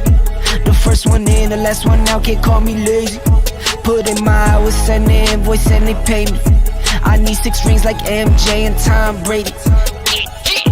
I wake up, flex, thumb down, now check, no drip this, tell them run it up, no sleep, no rest, might crash, might wreck, but first I stretch, tell them run it up. All right, everybody. I appreciate you all being here. Appreciate the super chats and support of the show. I really, really, really do appreciate all of it. So let me go back in here and I almost feel like I forgot. Oh, we got Empress Goddess who's just sent me a super chat as well. So let me put her up on the screen and give her a little bit of music here. Made some bad decisions that brought my mama pain. I made a promise to her, swore that I would change. I'm on the come up, bet I appreciate that, Empress Queen. You've been very supportive of the show. Brown Girl, Bella's in the house. Let me give her a clap. We got Natural. We got Back to the Basics. Just a lot of great people in the chat room and listening to this presentation today. It is a shame. It's not something that I felt very happy to present to you, but I feel like, hey, you know, we gotta speak facts here. And this is something that took place. It is a complete horrific shame that these men were manipulated in this way. And don't get me wrong. Certainly there are men who were in this prison who committed horrific crimes and they were exactly where they belonged. And then, of course, there are people who were in prison who probably were awaiting their parole and got caught up in this, probably were fighting a case that they really were innocent on and got caught up in this situation. And those that did their time to society, did their time for society, for their crimes, and they got dragged into this kind of bullshit as well. The University of Pennsylvania, I got to put someone up here right now. I'm going to tell you what the mayor said. Let me read a couple of things to you. I want y'all to hear something before I bring a panel up. This is very important that I mention this by all means. So here we have the so-called mayor of Philadelphia. And I want to read something to you again. Once again, this Dr. Kligman, he passed away in 2010, and many of his former inmates that he tested on have lifelong scars and health conditions from being experimented on. A group of inmates filed a lawsuit. Let me tell you what happened. A group of inmates filed a lawsuit against the University of Pennsylvania and Dr. Kligman back in 2000 before he passed away. Let me tell you what happened, folks. Let's tell you what happened. I tell you no lies, but I tell you truth. They filed a lawsuit to make Penn University pay for this, to make Dr. Klingberg, or whatever the hell his name is, Kligman, Dr. Albert Kligman, to make him pay for what he did. We put him back up here again. Here's a picture of him on an article. They filed a lawsuit to make him pay for what he did in the University of Pennsylvania. Do you know, ladies and gentlemen, and I do mean this truthfully, that they filed a lawsuit against the university in 2000 that was ultimately thrown out because of statute of limitations.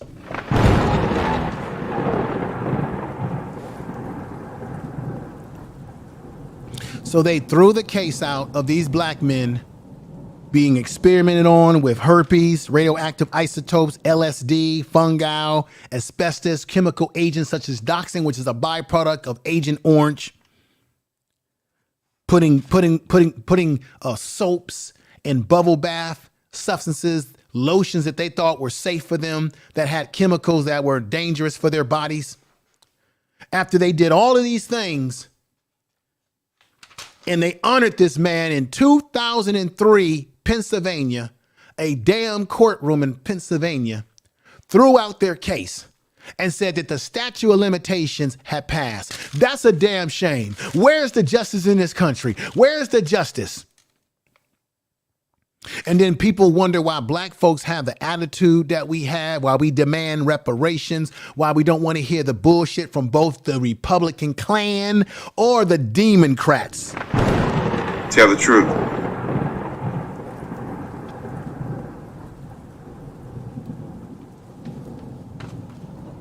And then let's hear what the damn mayor had to say in Philadelphia. Philadelphia Mayor Jimmy Kinney said that he apologizes that the experiments exploited the vulnerable population and the impact of the medical racism has extended for generations. Is what he says. Without excuse, we formally and officially extend a sincere apology. Where's the damn money, Jimmy?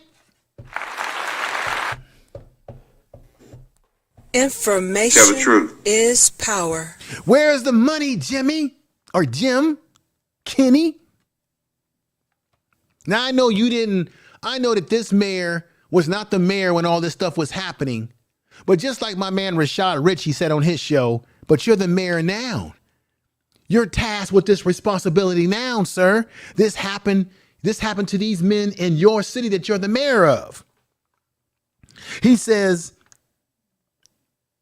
it is my deepest apologies, my sincere apologies that those who were subject to this inhumane and horrific abuse.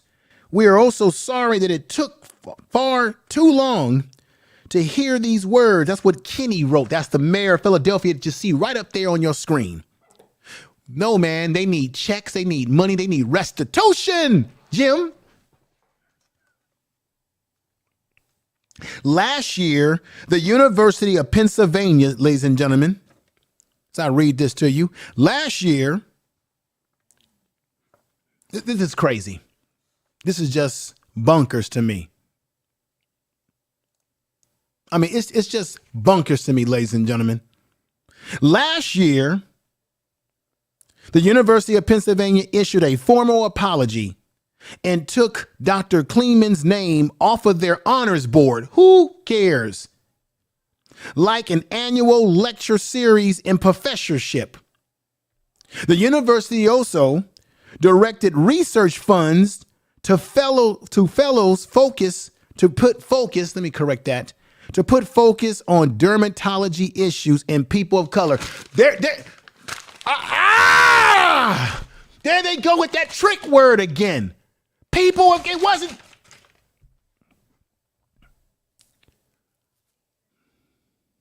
Excuse me, folks. Excuse me for my outburst.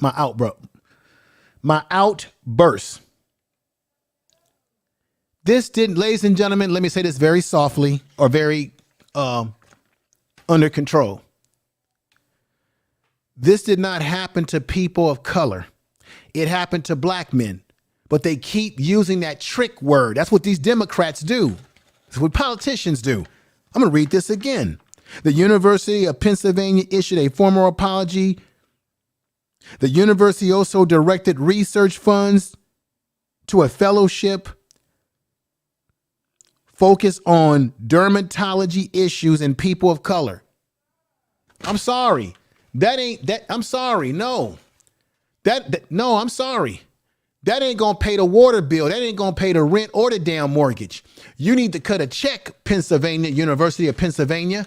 All this stuff about you going to now do some research to focus on dermatology and people of color. This didn't happen to people of color. It happened to black men. You see how they play around with the words? They didn't have enough decency to say black people or black men in prison or black people. They played around with the words and gave you people of color. So this didn't happen to people of color. This happened to black men primarily. So when you say people of color, now you just thrown Asians, Latinos, and all these other damn ethnic groups into the mix that had nothing to do with what they did they had nothing to do with what happened to black men who they were experimenting on. They wasn't experimenting on people of color. They were experimenting on black men. You see how they play around with these words? Ladies and gentlemen, please stop using that word people of color. Now do you understand how dangerous of a word that is for us to be using in the 21st century? Don't buy into the trick bags. I'm pissed off right now. What I want to do right now, let me bring a panel on board, but for the purpose of the show and the purpose of my compadres at the BS3 network, I have a commercial break for you right now, and make sure, for those of you who know that this is the last year, the last season of Atlantis. If you like that show Atlantis and you want to catch it every Thursday night, then make sure that you tune in, because this is the last season. This episode is sponsored by FX's Atlanta. FX's Atlanta returns for its final season. Earn, Alfred, Darius, and Van are back in their hometown. But the question is, has Atlanta changed, or have they? FX's Atlanta, the final season, all new, Thursdays on FX. Stream on Hulu.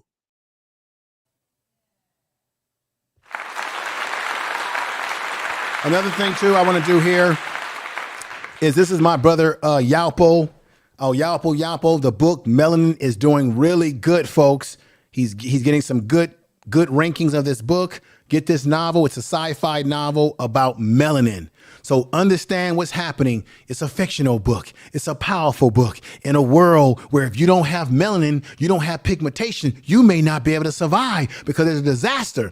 And it may be to the point that people who don't have melanation in their body, they may have to take pills or do some scientific experiments to melanate themselves to survive on planet Earth. Yes, that's the book Melanin by Yalpo, an incredible novice, an incredible author. This novel is incredible. Tell the truth. You got to go get this book. You can get this book on Kindle, on Amazon, and you can get this book. Oh boy, Barnes and Nobles. And he's working on the audio portion of this book. That's right, by Yalpo, the book Melanin, a novel in a world where you cannot survive if you're not melanized. Get it now. All right. Ladies and gentlemen, it's time to have a panel, so I'm going to drop a link down in the chat room. And anybody who wants to come up and just talk about this for a brief moment, because I can't have it go too long, but for a brief moment, you're more than welcome. I'm looking for my man, George Makem. I hope you're still out there watching in the clouds or watching in the chat room. But if you're there, I need you to come on up to talk to me, because you live in Philadelphia. You know the lay of the land a lot better than I do. You may be able to add another component to this program today. So come on up if you can. And I'm going to drop that link in the chat room and play a little bit of music while we wait and see what we can do here. So let's get it going. And here we go.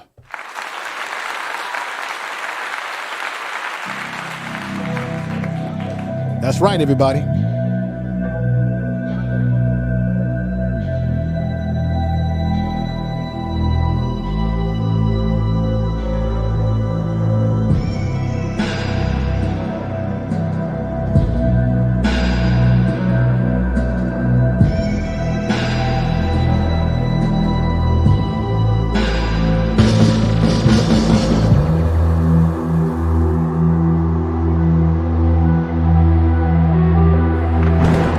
Tell the truth.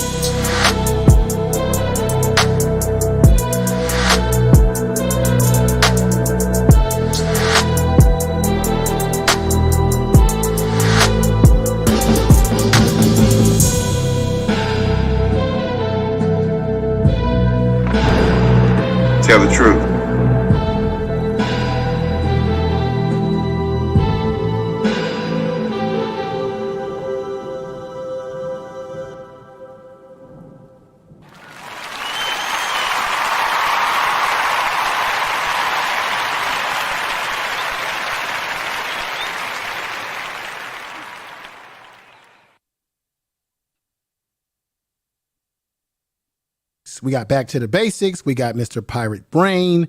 Anyone else that wants to come up and add to the discussion, go right ahead. Come on up. George Makem, if you're out there, brother, come on up and give us some insight into Philadelphia, or anybody out there who may live in Philadelphia, may have lived there or do live there currently. If there's any additional information you know about this particular prison, things that you've heard, you've had family members that was in this prison, come on up and give us some insight into some of the things. But I think tonight I broke the door on some things because we were hearing mainly about the chemical experiments, which are horrific, but those chemical experiments manifested some sexual abuse that was happening in this prison, because they were allowing it to happen. And this is crazy. So with that said, Mr. Pirate Brain, glad to see you here. And back to the basics. I'd like to hear your thoughts. What are your thoughts about the presentation tonight? Before I give you my thoughts on this, I'd like to ask you one question, if you know the answer to it, is when did these experiments end? Basically, according to the information that I have, okay, cool, George is coming in. According to the information that I have at my fingertips, the experiment started in the 1950s and ran their course into 1970. The prison closed in 1995. The prison was founded in the 1886 or something like that, somewhere around the 80s. So it was around since the 1800s. And it finally closed in 1995. Experiment started in 1950, according to what they say, ended in 1970. But you know, anything could have been happening before and after. You know that. Let me bring my man George on because he's from Philadelphia and he can give us that extra point of view. Back to the basics. I just had one more question to ask. Go ahead. Yeah, go ahead, brother. These were not the Tuskegee Institute. These are something different. No, it was completely separate. The Tuskegee Institute was focused on, it was in Alabama, which was actually sanctioned by our government. This was primarily sanctioned by the University of Pennsylvania with the blessing of the city of Philadelphia. Hell, maybe even a damn state for all I know. But George will probably be able to fill in those blanks that I may not know because he's from Philadelphia. So this is what happened, brother. This is just another example of the many things that black people have experienced, men and women. This is why I'm going to say it again. Nobody should be talking about that we don't deserve some form of restoration, of reparations. The family members in Philadelphia that you saw in the video that I played that are protesting, and those men that are still alive, if they are, they need more than just apologies. They need economics, just like they give everyone else when they do them wrong, period. Philadelphia, Pennsylvania University needs to be paying some money, and the city of Philadelphia needs to be paying some money, and any other damn entities that were involved. Back to the basics. Anything you want to mention? Yes, and thank you always for allowing me to speak on your platform. I can truly say for the little bit that I was here for, I'm really appalled. And this is why, to me, history is really important. I'm not surprised by the experiments that were done because I majored in criminal justice, and Pennsylvania and New York have those were two of the first police departments. And you can't separate policing, the history of policing, from the KKK. So the whole criminal justice system is pretty much a mess. And it's, rigged by design against us. And that's one of the things that I have to add to the situation. It really is sad.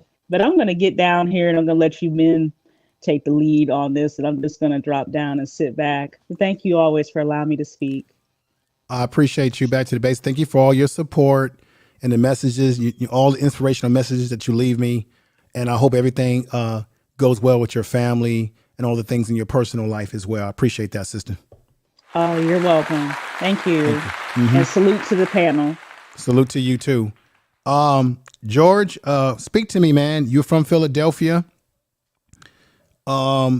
I want you to add in the blinks because you live there. I don't know if you had people that you knew that were in that prison personally, but add in the blinks. I did my best to provide some information. I didn't know how rampant the sexual stuff that was going on, but fill in the blanks where we may be lost, my brother. Yeah, can you hear me? Yes. Yeah, well, see, people got to understand the history of Philadelphia and the Black Mafia, the Black Liberation Army of the 70s. You know, you had many riots there. Mm-hmm. And during the 60s, during the Black Power Revolution, you know, they talk about Chicago a lot, in places like, Oakland, but Philadelphia was ground zero. You know, Philadelphia Mosque number 12 was the guys that was moving out doing all the work, the dirty work. We had the most corrupt police department in the country at that time under Frank Rizzo, and you had riots there. So in 1970, they had a big riot, but in 1973 in Holmesburg, they killed the warden and the deputy warden. Wow. Yeah, they were stabbed to death by some Black Power brothers, you know, because of the stuff that they was doing. Now, we already knew when we were young, because I went through there when I was at 93. I went through there, and that was probably the most scariest place on the planet, man. And I've been through places where, you know, I was young and I was tough, but that place was no joke, man. No joke. And the Muslims ran it, period. The Muslims ran it. Yes. Yes. We knew that when guys got into fights, when they took you to the hole, you know, they would give you like Thorazine and all kinds of other drugs to sedate you or like to calm you down. Yeah, we knew about all that kind of stuff. They used to make zombies out of dudes, man. It was guys walking the yard, man, talking to themselves. I mean, after coming out of the hole. Right. So, yeah, I've witnessed that personally. But go ahead, George. Yeah, and that was a common practice in prisons across America. But we was too young to understand that we can argue or do something about it back then. And I didn't stay there that long. They ended up sending me over to the House of Correction. But in 1989, they had another riot. And they actually rioted in all the prisons across Pennsylvania. But Philadelphia over here, you know, during the 70s, they declared war on the Black Power guys, and they was experimenting on these guys, man, and nobody cared because 1970, the summer 1970, 5 police officers was murdered in the weekend. When they got those guys locked up, and Rizzo and they had all those brothers in prison, but they don't tell you the story of what they did to these Black Power revolutionary guys, the Black Liberation Army, the Black Panthers, and all these. They was doing all kinds of shit to these guys, man. And they was here in Philadelphia. All this stuff is now starting to come out. Issue, I say this, I land my plane. My issue, more of my issue is with our people than it is with these people, because I don't expect nothing from these people but what they do. The problem is a lot of our young people are all online talking about reparations, but you don't even understand our story. Right, you gotta understand the story first. I get that part of what you're saying, George. Yeah, go ahead, brother. You gotta know the playbook. You gotta be able to walk in there and bring all this stuff to light as to what they did to us, man. So, like I said, it's not just the fact that they was doing stuff, giving you stuff to put on your body. Man, listen, when you got into fights or you got into a stabbing, or God forbid you touched the CO and they got you in the back, man, they drugged you up. A lot of brothers, man, that ain't right. That ain't right because of that. I was younger. A lot of times the young guys, man, we wild and crazy on the streets, but when you got the prison, see, it's different now. When you got the prison back in the day, man, it was a different ball game. So, you got the prison back in the day, you turn back into a kid again. You look around because it was crazy. It's nothing like it is now. Especially the old prisons where you couldn't lock everything down. You had blocks. Those blocks was like 3 city blocks long. So if the guard is at the top, whatever goes on in the middle of the back, man, can't nobody hear you. Like, right. Well, George, I got to ask you this question though, brother. If there are any living, Black men that were in that prison, Holmesburg, if they are alive today, or if they're relatives, do you agree that they deserve more than just an apology? That they should get some type of restitution? They should get some type of restitution. And what this should do, they should open, because I did a live stream 3 years ago on this kind of stuff. What they did in Philadelphia, they did in Mississippi. They always did experiments.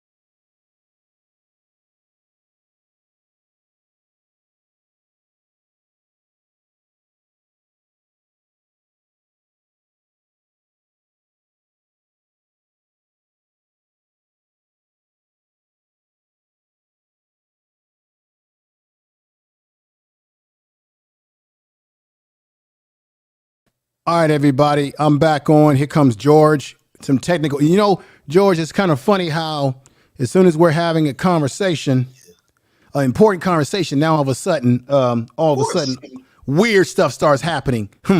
I don't think it's a coincidence. But go ahead, George. Go ahead. I was saying before I land my plane, this should lend to a bigger conversation. But this is the thing. I'm challenging the young people across America. Y'all let Black Lives Matter get big. When are y'all going to stop paying attention to Nicki Minaj and Lotto, or what they are? Tell the truth. Or Kanye West. When you going to start making big deals and issues about our stuff? This right here, should everybody, if you live in Chicago, Detroit, New York City, Atlanta, you should be looking into all the stuff that they've done, because what they try to tell you is, well, these just prisoners. We can do whatever we want to do to them. So I don't care about what the white man is doing. I'm challenging y'all. Because at the end of the day, if y'all don't care, then there's no need for me, an information man, to do these live streams. If this don't turn in, like, we got social media now, right? Just think about it. We do these streams and then we get attacked by the dominant society, where they threaten to take our stuff down, take away our businesses, everything, right? Right, George. I heard about what happened. The situation that you experienced. Yeah, and it's a damn shame.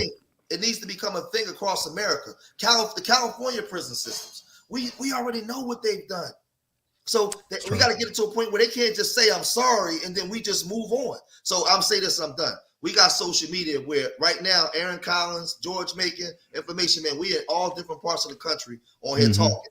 All of us three brothers, when we was in our 20s, none of this existed. None of this existed. Right. Now we have all this at our disposal. It's no more excuses. I'm tired of the bullshit. I've been online for too long teaching. Facts. If y'all don't care, I don't care. That's just where I'm at with it now. Because I'm tired of watching all the bullshit, and then this keep happening. All they gotta do is just say I'm sorry, and then y'all move on. Right. And that one, and George, that was one of the things that bothered me in one of the clips I played tonight, where you had I think the sister whose father was Mr. Jones, Leolius Jones. And she was speaking pretty strong, but other people were saying things like, we want more apology. And I'm saying to myself, why are we talking about apologies? People need money, because I said it tonight. Other groups, they got the bag for what happened to them, and they demanded that bag. Yep. But when it come to us, it's just take an apology. Yeah. Real Aaron Collins, man, I want to hear from you. Salute my brothers. That's my young one in the back, but go ahead, brother. Salute brother George, Information Man, long time no see you, George Macon. Man, this is some real hard-hitting stuff. And like to add to what George was saying about Philadelphia, remember the whole move on the African situation, when they bombed the entire living complex because of some perceived notion that they were terrorist people. But anytime we teach each other how to live off the land, how to have our own living situation apart from them, they always perceive it as a threat. But earlier I put in the chat there's something pertaining to the subject matter for how a lot of these prison engineered homosexuals like Fleece Johnson and Mother Dear were allowed to do what they were doing for a long time now. And what they didn't perceive, though, is that these same behaviors that they put into these guys, once they get released, they may still have these behaviors in them. What they gonna do when the same thing comes back on their community? See, that's one thing they didn't foresee happening. That the Frankenstein monster that they created, they thought it was gonna stay contained. They didn't think it was gonna come back and attack them. Just like Malcolm said, the chickens have come home to roost.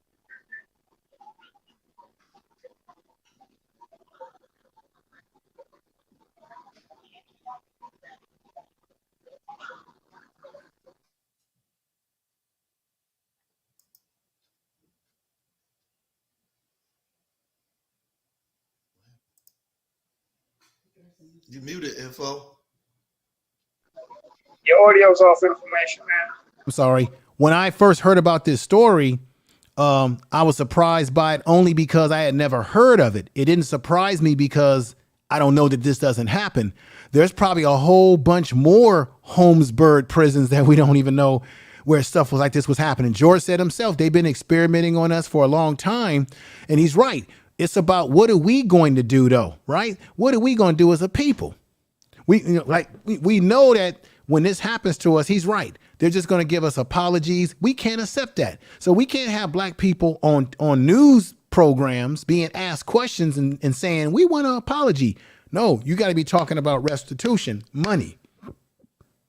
Right? You know, basically, everyone's talking about right now, they're more concerned about the buffoonery between Charleston White, T.I. and the hell with Charleston White. That other stuff I leave for another channel. That's not for this channel right now. The Charleston White issue, it is what it is. I'm not concerned. I'm not concerned about that. Well, that's why I was saying earlier, Real Aaron Collins, we can talk about those issues like the Charleston White and the IT, but in the bigger picture, that conversation don't matter when it comes to situations like this. The situation that's in California. Now I gotta talk to you. You're in California just like me. You're in Los Angeles. And while we're sitting up here talking about gender war on social media, on YouTube, we've got the Latino population, Spanish-speaking population, Mexicans down there that's bidding for power dynamics. We don't have time to talk about that because other people are saying, we ain't trying to be united with you. We trying to get power. We're going to move you out the way. We're going to carve the city up. We're going to take advantage of our numbers because our numbers are dwindling. And so same thing like this in Philadelphia. Black folks out there should be marching. It should have been more black folks at that protest that they had on that news program, that news clip that I played, right? There should have been people more outraged. Now, I'm not saying that they're not. I'm not in Philadelphia, but it can't be about we just going to take an apology from the University of Pennsylvania. There was an economic fuel to that prison. You got to look at what they did in San Quentin in 1951. Facts. A bunch of black and Mexican inmates. What they did in Chicago prison. I'm trying to find out what I think was in the 40s. What they did to Chicago. They had different. They've done a lot of stuff, man. And I covered this. I'm trying to pull it up where I can send you the link where you can each pull it up, so that way we can put it all. You can put it all together because they've been doing this shit. But in Philly, like the brother said, you got. If you look up the Move 9, the Move 9 was with the brothers and sisters they put in prison in the 70s when they had the shootout on Powhatan Avenue with the feds and the police. Wow. You type in the Move 9. They just start letting them come home. They sent that woman to prison for 40 years while she was pregnant, man. She did nothing. This is what these crackers did, man. And then in 85, they dropped the bomb on a city block. The Move. I remember that. Yeah. George, I was actually in high school watching that and seeing that go down, and it blew me away. And I had a chance to meet one of the sisters that was a survivor of that. She has scars on her arms. She came to my college and she was selling. Yeah, she came to my college and she was selling some, some Afrocentric type of, material. And I had a chance to talk to her and I could see the visual scars on her body. And and let's be honest, though, George, it was a white governor and black mayor who cooned and raccooned, right? Yes. Who assisted in our own demise. What they did was we had Lynn Abraham and what's his name? He went on ended up becoming the mayor. Wilson Good? Mayor and, wasn't good. No, Wilson Good was the mayor, but this guy was the it was all white people that did it, and they was referring everything back to the mayor. They put everything on Wilson Good because he was the black mayor, but he wasn't the one. He wasn't informed. It was the governor. The pressure came from the governor, right, George? It was the state's attorney. Okay. And it was the police commissioner at the time. They went behind his back and did the shit. They got him to sign off on it because they were saying, hey, these people are under siege, it's a shootout. So they told him, and they wanted him to fall on a sword. Nobody went to prison for this shit. Nobody. Check this out, George. Let me read this. I just looked this up. Of the Move 9 still in jail, this was 7 years before the government dropped the bomb on Move in 1985. I was about 15 or 16 in 85, killing 11 people, including 5 children. 2 of the Move 9, wow. Yes.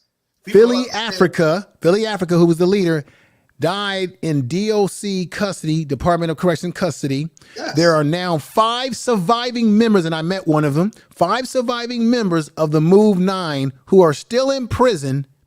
Janet, Jane, Chucky, Eddie.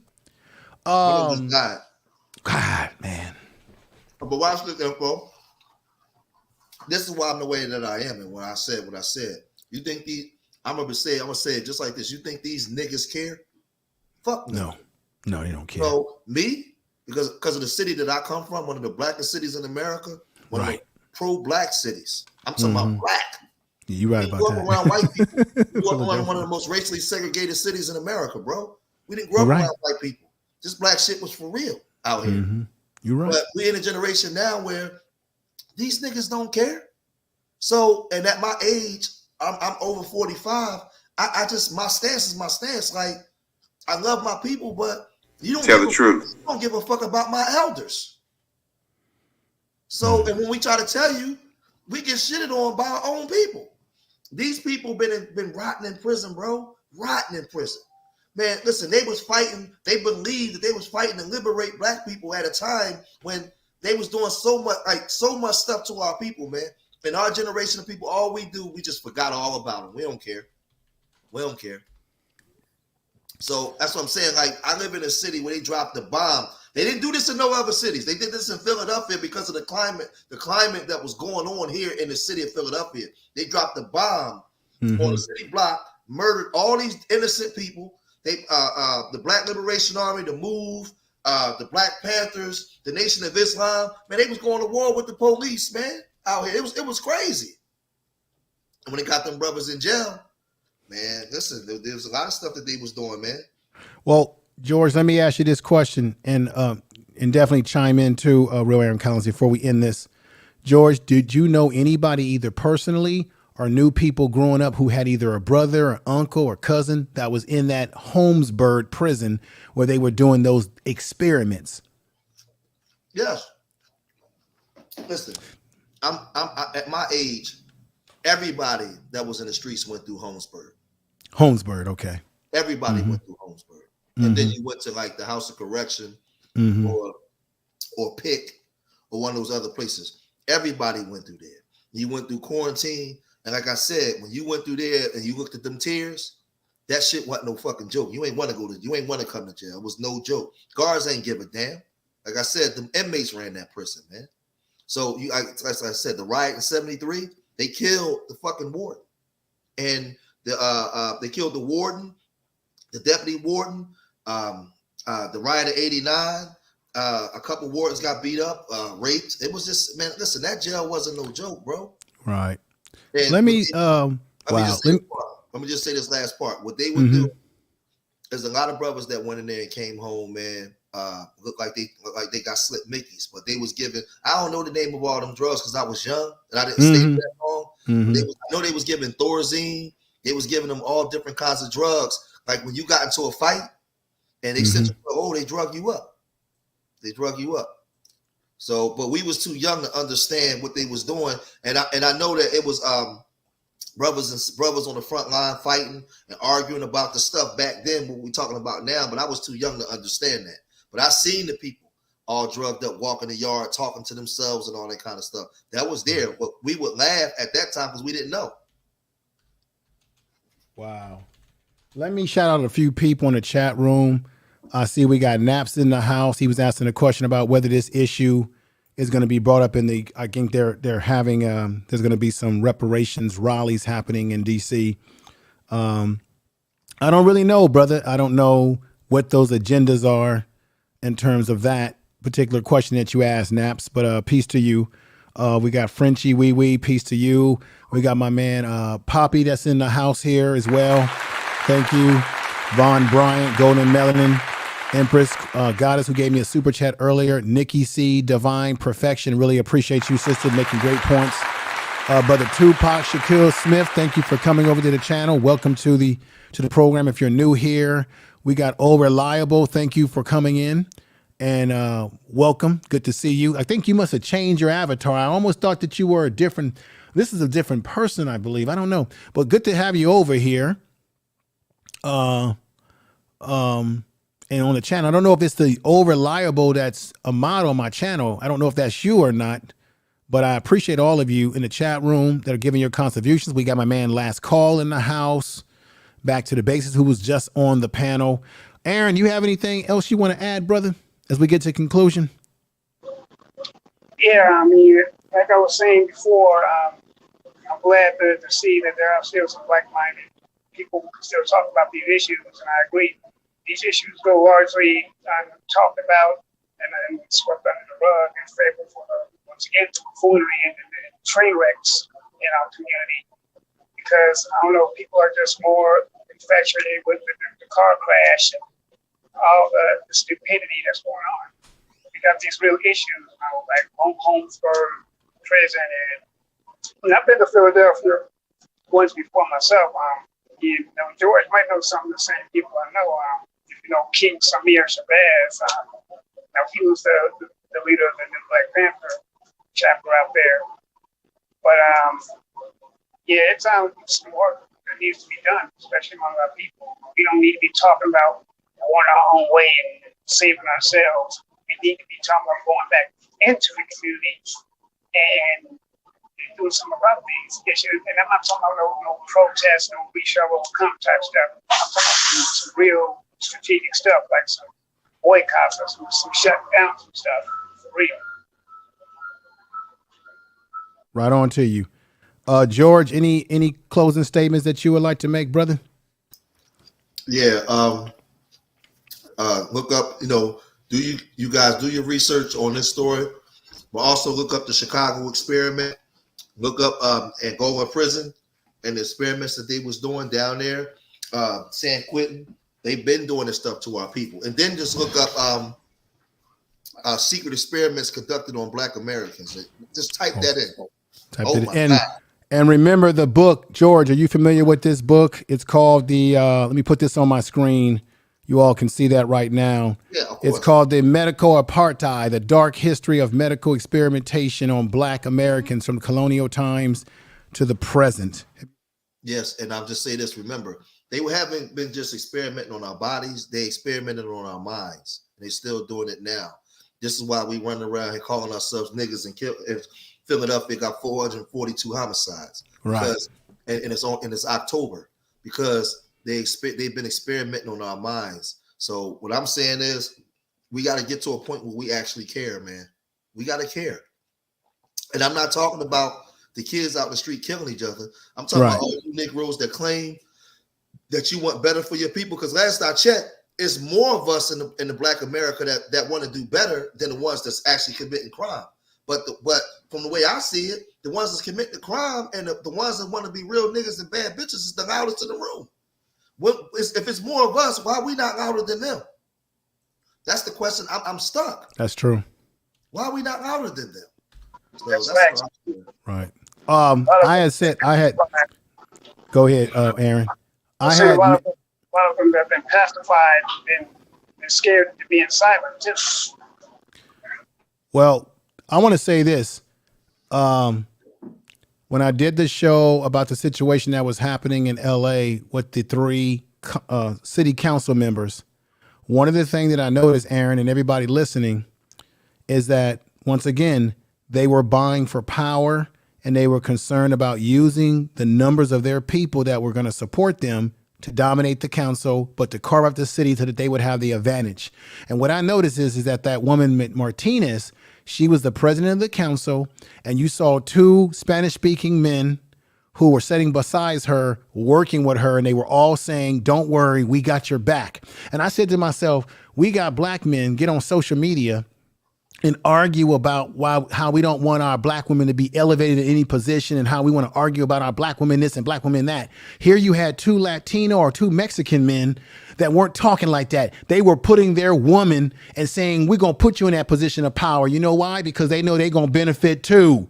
They know they're going to benefit, and their culture going to benefit, and their society and their community is going to benefit. So you have 2 Mexican men working along with a Mexican woman, not saying let's tear her down. Let's work with her behind these scenes while we get these black people out of here and move them out. While we're sitting up here on YouTube arguing with black women, Mexicans are working with their damn women politically.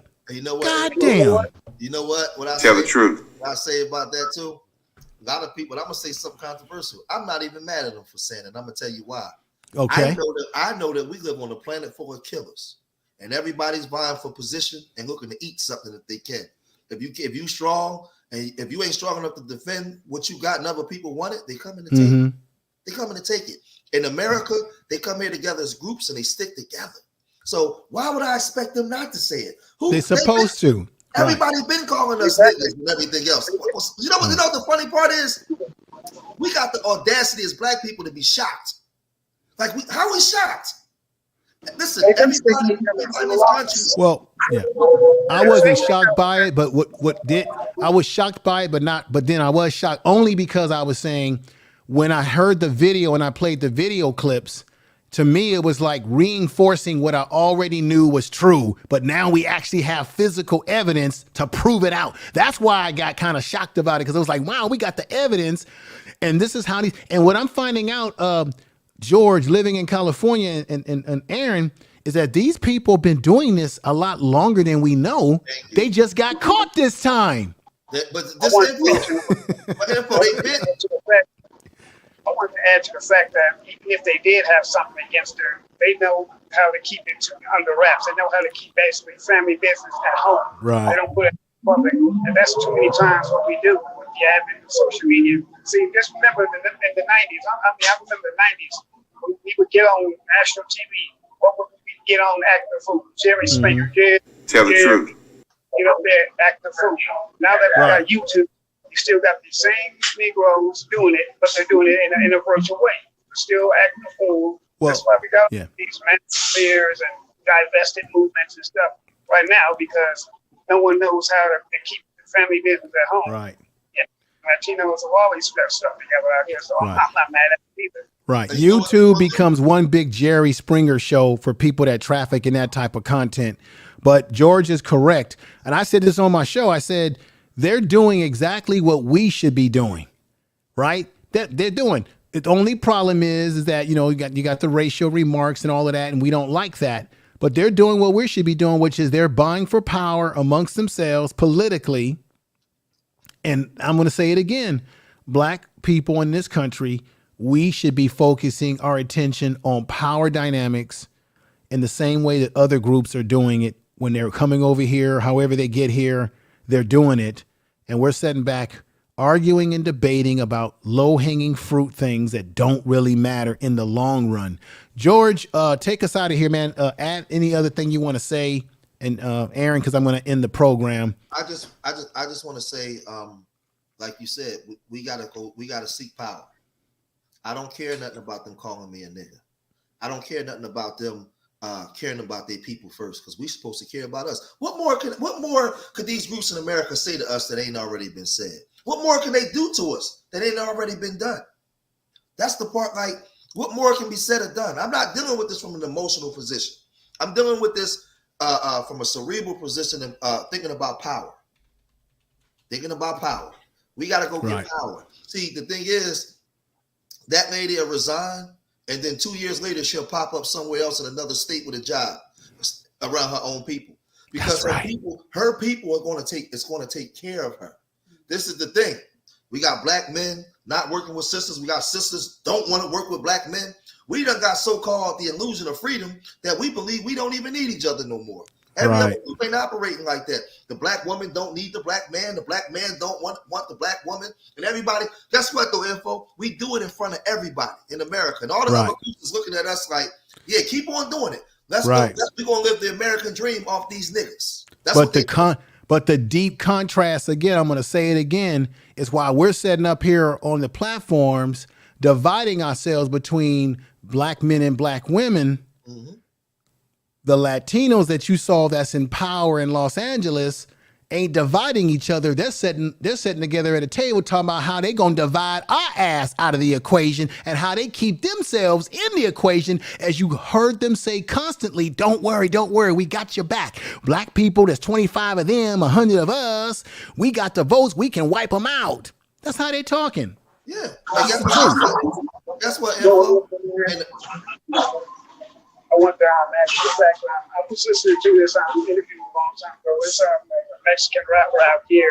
I think he went by the name Cartoon. He even said it himself. He said that the difference between the Hispanic gangs and black gangs in LA is that the Hispanic gangs are more structured. They have more of a military style. They have respect for what they call shot callers. And I know you work in the penal system, Information, so you know what I'm talking about. I know how the system works. Mm-hmm. The Mexican mafia pretty much dictates. Oh yeah, they still dictate everything out here that goes down on the streets. Right. And like, when a lot of people don't know this, but the whole situation.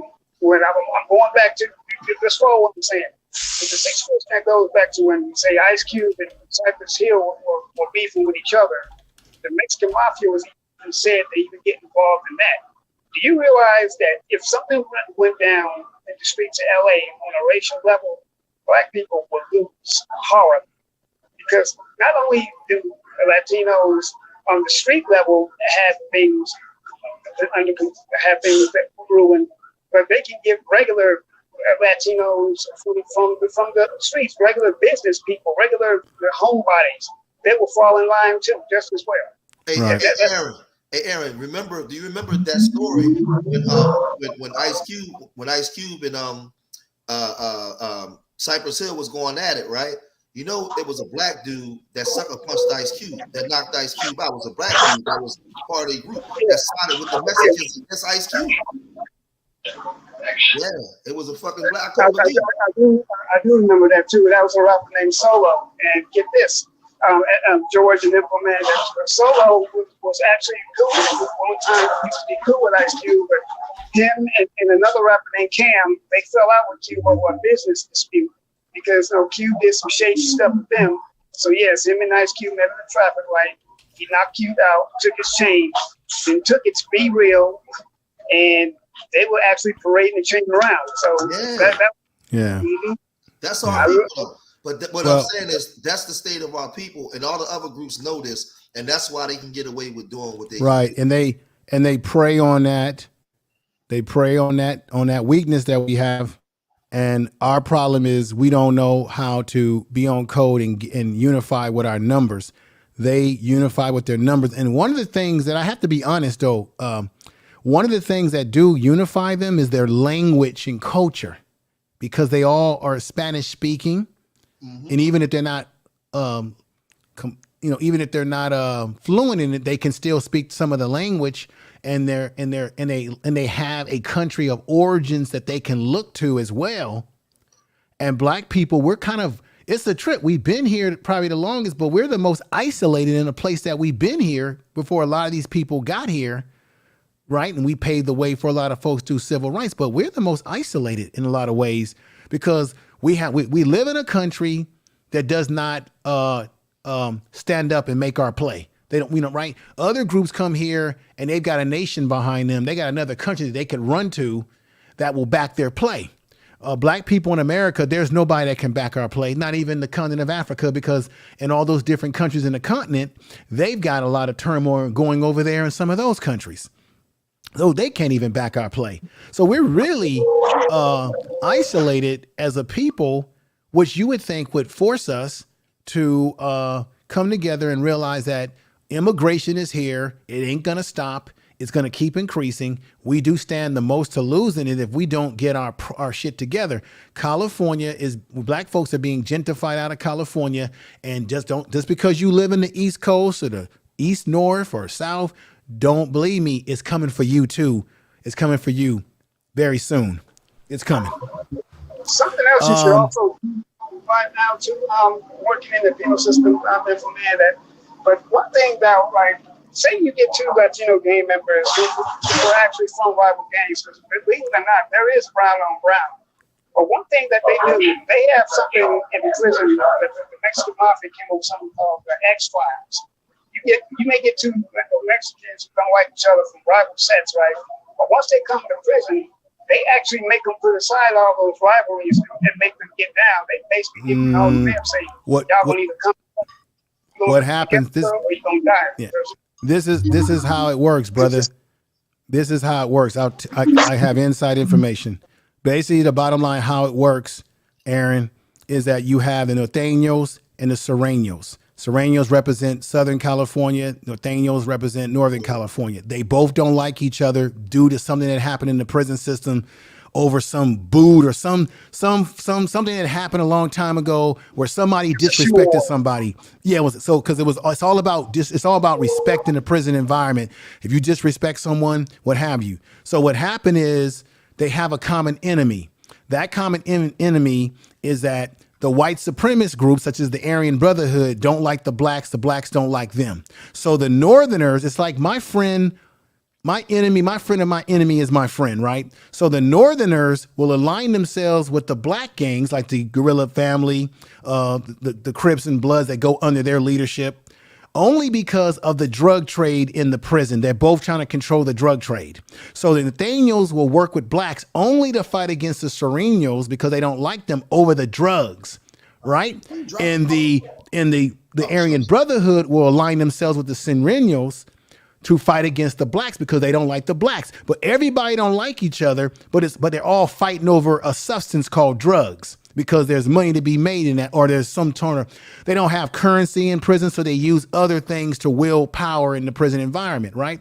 So that's the only time you see these groups really come together, when it comes to the drug exchange, the drugs, the marijuana, whatever they can get into the prison environment, right? That's when they unite, because the reality is the Northerners don't really like black people, the Southerners don't like us, but they have to align with someone to fight for whatever territory or control they want in that prison.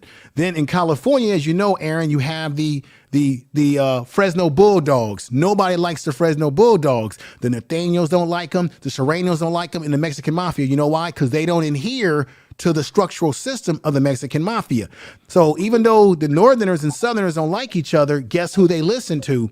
The Mexican Mafia. They all adhere to what the Mexican Mafia tells them to do.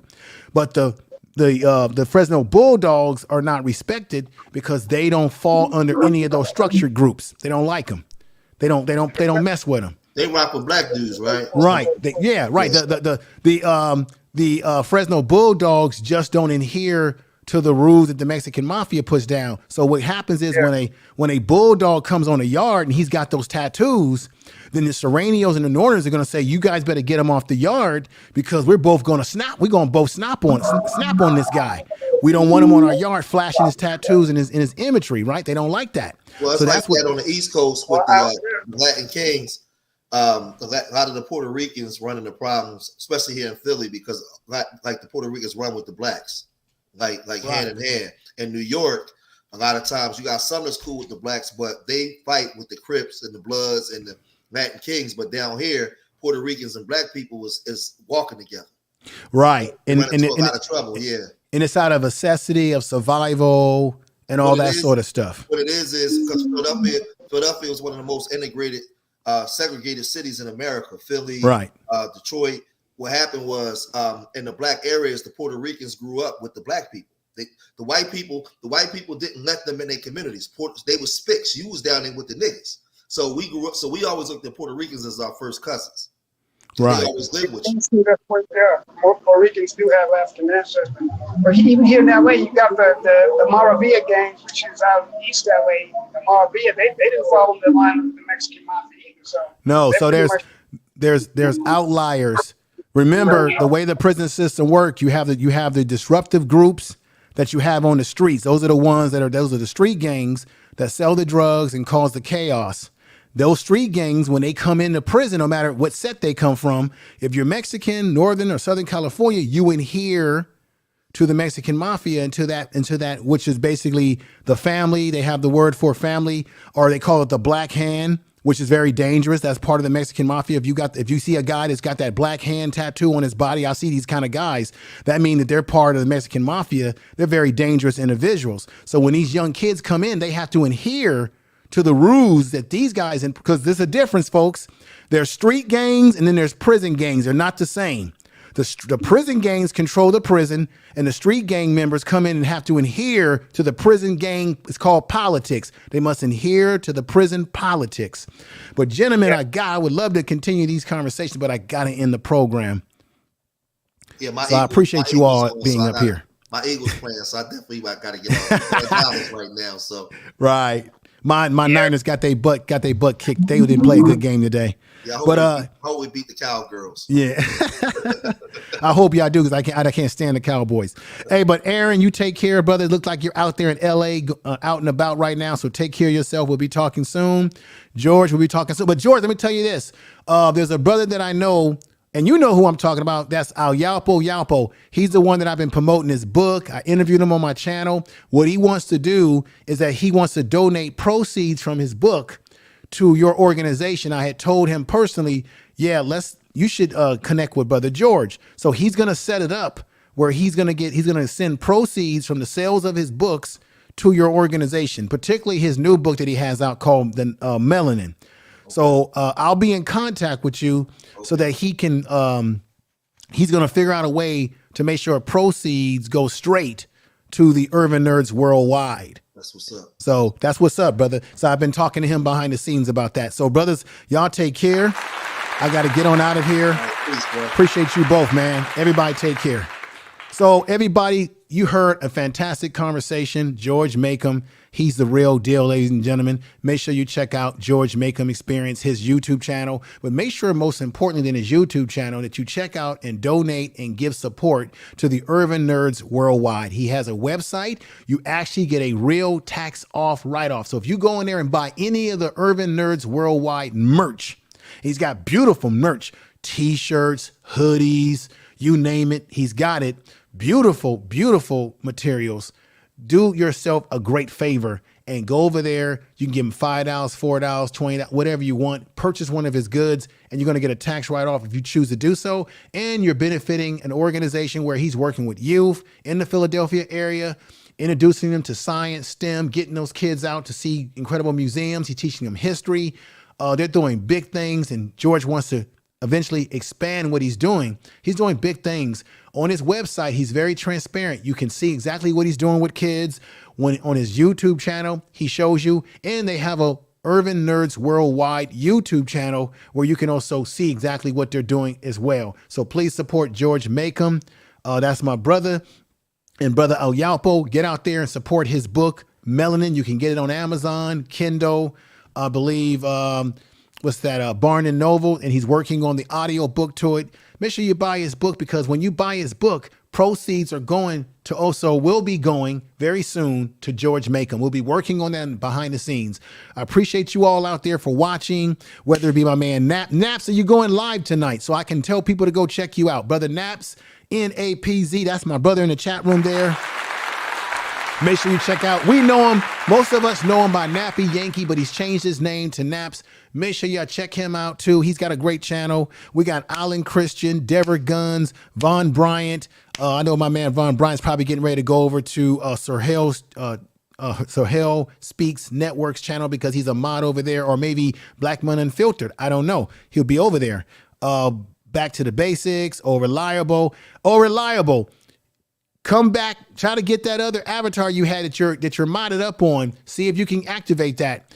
And then the next time I go live, if you come back in with the same avatar, I'll just mod you up if you're still having problems reactivating the other account that you have, okay?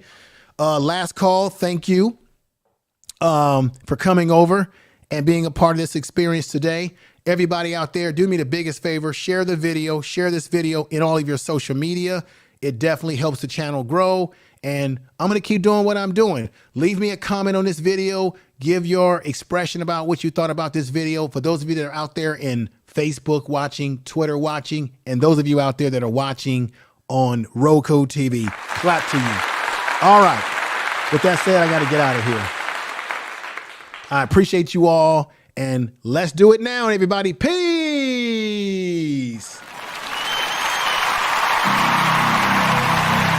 Tell the truth. Been a great show today.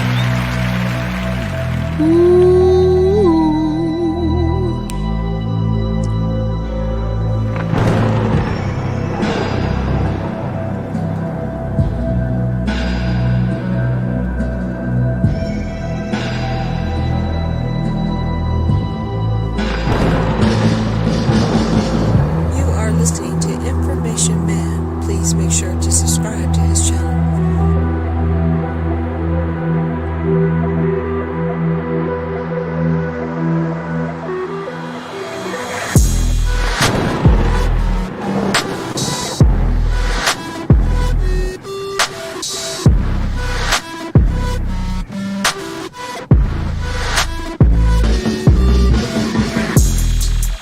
You are listening to Information Man. Please make sure to subscribe. What's up, Bonnie Rose?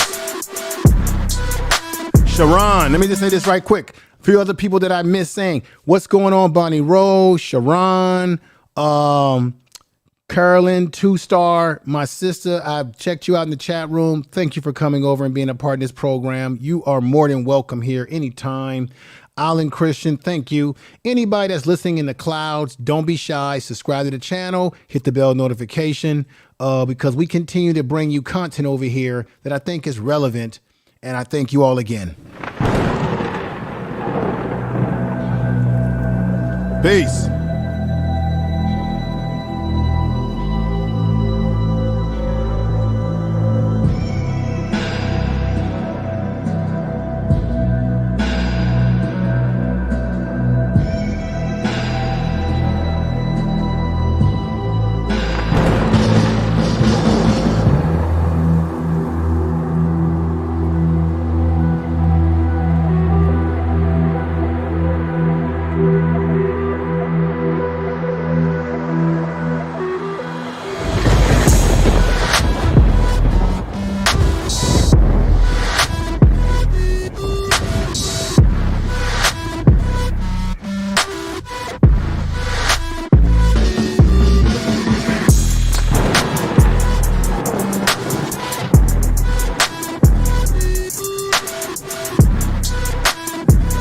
Tell the truth.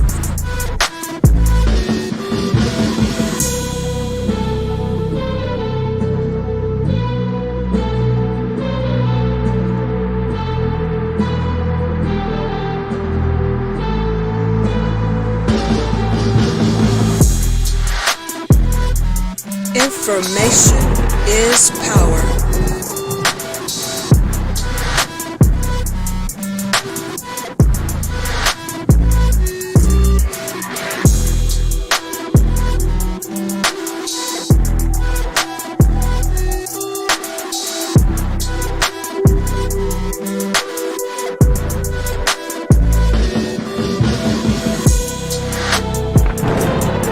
Tell the truth.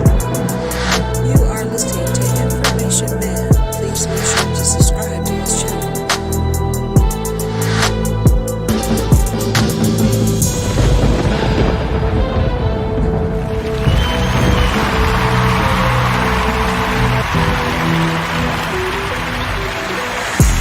Information is power. Information is power.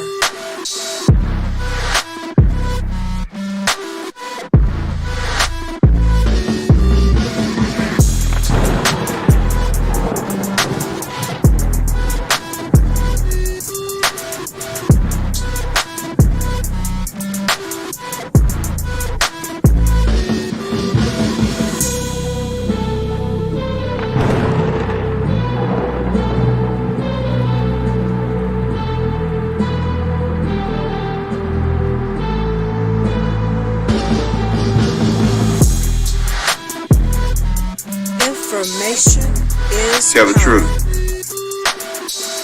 Information is power.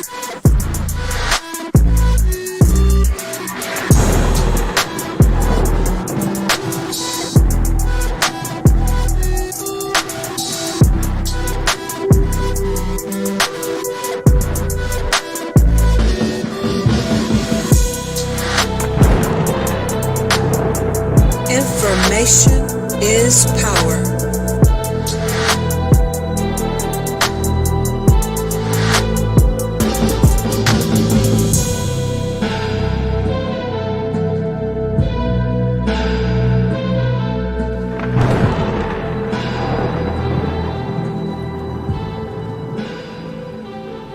Tell the truth.